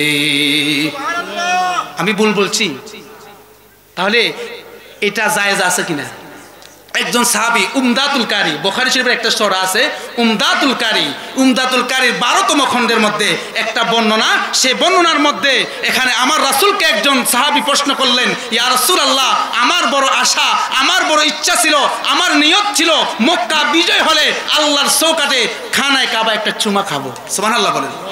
আমার রাসূল বললেন, সাহাবী তাহলে যাও, মক্কা বিজয় হয়ে গেছে, চুমা খেয়ে আসো। বললেন, ইয়া রাসূলুল্লাহ, আমি হতভাগা গরিব মানুষ, ভিন্ন কোনো অপশন আসেনি? সুবহানাল্লাহ বলেন। ভিন্ন কোনো অপশন আসেনি? আমার রাসূল বললেন, তুমি কি যাওয়ার তোমার টাকা নাই? কই না। কই যাওয়া লাগবে না, যাও যাও মায়ের কদমে যাও, মায়ের কদমে চুমা খাও, আল্লাহর জান্নাতের চৌকাতে চুমা খাওয়ার হক আল্লাহ আদায় করে দেবেন। ও বন্ধু, আমি আদর নিয়া মোহাব্বত নিয়া বলি, ভাই তুমি আমার বন্ধু, তুমি আমার ভাই, তুমি আমার আলেম, তুমি আমার সব শায়েখ। তোমাদেরকে আমি বলতে চাই, তুমি জীবন থেকে মরণ পর্যন্ত তুমি যদি চুমা না খাও, সালাম না করো, কদম বসি না করো। ও মুরব্বি বাবারা বলেন, আগে আমরা ঈদের সময় মা বাবারে সালাম করতাম না? কিসে লাই? যাও টিও হাইতাম, সালাম তো করতাম, মানে কি কেন এবাদত হইতো, টাকাও পাইতাম। তারপর আমাদের পরীক্ষা আসলে বিভিন্ন আত্মীয় স্বজনকে সালাম করতাম না, কিল্লাই দু আল্লাহ। এখন এটা আস্তে আস্তে আসে না যার গই। এখন ছেলে মাকে সালাম, বাবারে সালাম করেন, হ্যাঁ সেরেক সেরেক, কি এটা কি সেরেক হবে বাবা বলেন? হে কি বাবাকে যে সালাম করতেছে আল্লাহ মানিয়া না বাবা মানিয়া? তো এই সাধারণ এই বিষয়টা কেন তোমার মাথায় ধরে না? আপনারা বলেন কোন ব্যাককল আছে যে বাপের সালাম করে খোদা মনে করি, বাবা মনে করিও তো করি? তো তাহলে আপনি কোন হিসাবে এটাকে শিরক বলছেন? ও আমার ভাই, শেষ কথা, তোমার জীবন শুরু থেকে শেষ পর্যন্ত যদি তুমি মা বাবাকে সালাম না করো, কদম বসি না করো, তোমার কোনো গুনাহ হবে? গুনাহ হবে না। তবে তোমাকে স্পষ্টভাবে বলতে চাই, তোমার ভালো লাগে না, তোমার কারো কাছে ভালো লাগে না, তুমি সালাম করার দরকার নাই, কদম বসি করার দরকার নাই, যে করে তাকে নিষেধ করার দরকার নাই। ও বন্ধু, কদম বসি করা যায়, 100% জায়েজ, তোমার ভালো না লাগলে করার দরকার নাই। কিন্তু এই বেদাতের ফতোয়া দিয়া মানুষদেরকে বিভ্রান্ত কইরো। আল্লাহ প্রত্যেককে বোঝার তৌফিক দান করো। যে ছেলে মেয়েটা মায়ের কদম ছুঁয়ে সালাম করে, আল্লাহর কসম আপনারা বলেন ওই ছেলে মেয়েরা সহজে মা বাবার সাথে বেয়াদবি করে? কথা কি বুঝছেন? আল্লাহ, আমি অনেকক্ষণ কথা বলছি ভাই, 2 ঘন্টা। আল্লাহর কাছে আমি দোয়া করতেছি, হুজুর এখন আসছে, হুজুর যতক্ষণ থাকবে ততক্ষণ আপনারা আছেন তো ইনশাল্লাহ? আর ইনশাল্লাহ শেষ ভালো যা সব ভালো, লাস্টে আল্লাহ দিলে খালি হাতে কেউ যাবেন না, আমরাও ব্যবস্থা করছি। তাহলে আমি যে এতক্ষণ পর্যন্ত আলোচনা করছি, আমিও মানুষ, আমারও ভুল হতে পারে কিনা? আমি ইচ্ছে করে ভুল মেসেজ, ভুল কথা বলার চেষ্টা করি না। হয়তো যদি ভুল হয়ে যায়, আমি আল্লাহর দরবারে ক্ষমা প্রার্থী, আপনাদের কাছে ক্ষমা চেয়ে নিচ্ছি, আল্লাহ যেন আমাকে মাফ করেন। আর এই যে আমলের কথাগুলো বলছি, আল্লাহ আমাদের প্রত্যেককে যেন এই আমলগুলা করে আল্লাহকে রাজি খুশি করার, রাসূলকে রাজি খুশি করার জন্য তৌফিক দান করে শুনুন। আমি সকল কাছে বিদায় নিয়ে দোয়া চেয়ে এখানে চলে যাচ্ছি। ওমা তৌফিক ইল্লা বিল্লাহ। আসসালামু আলাইকুম ওয়া রাহমাতুল্লাহ।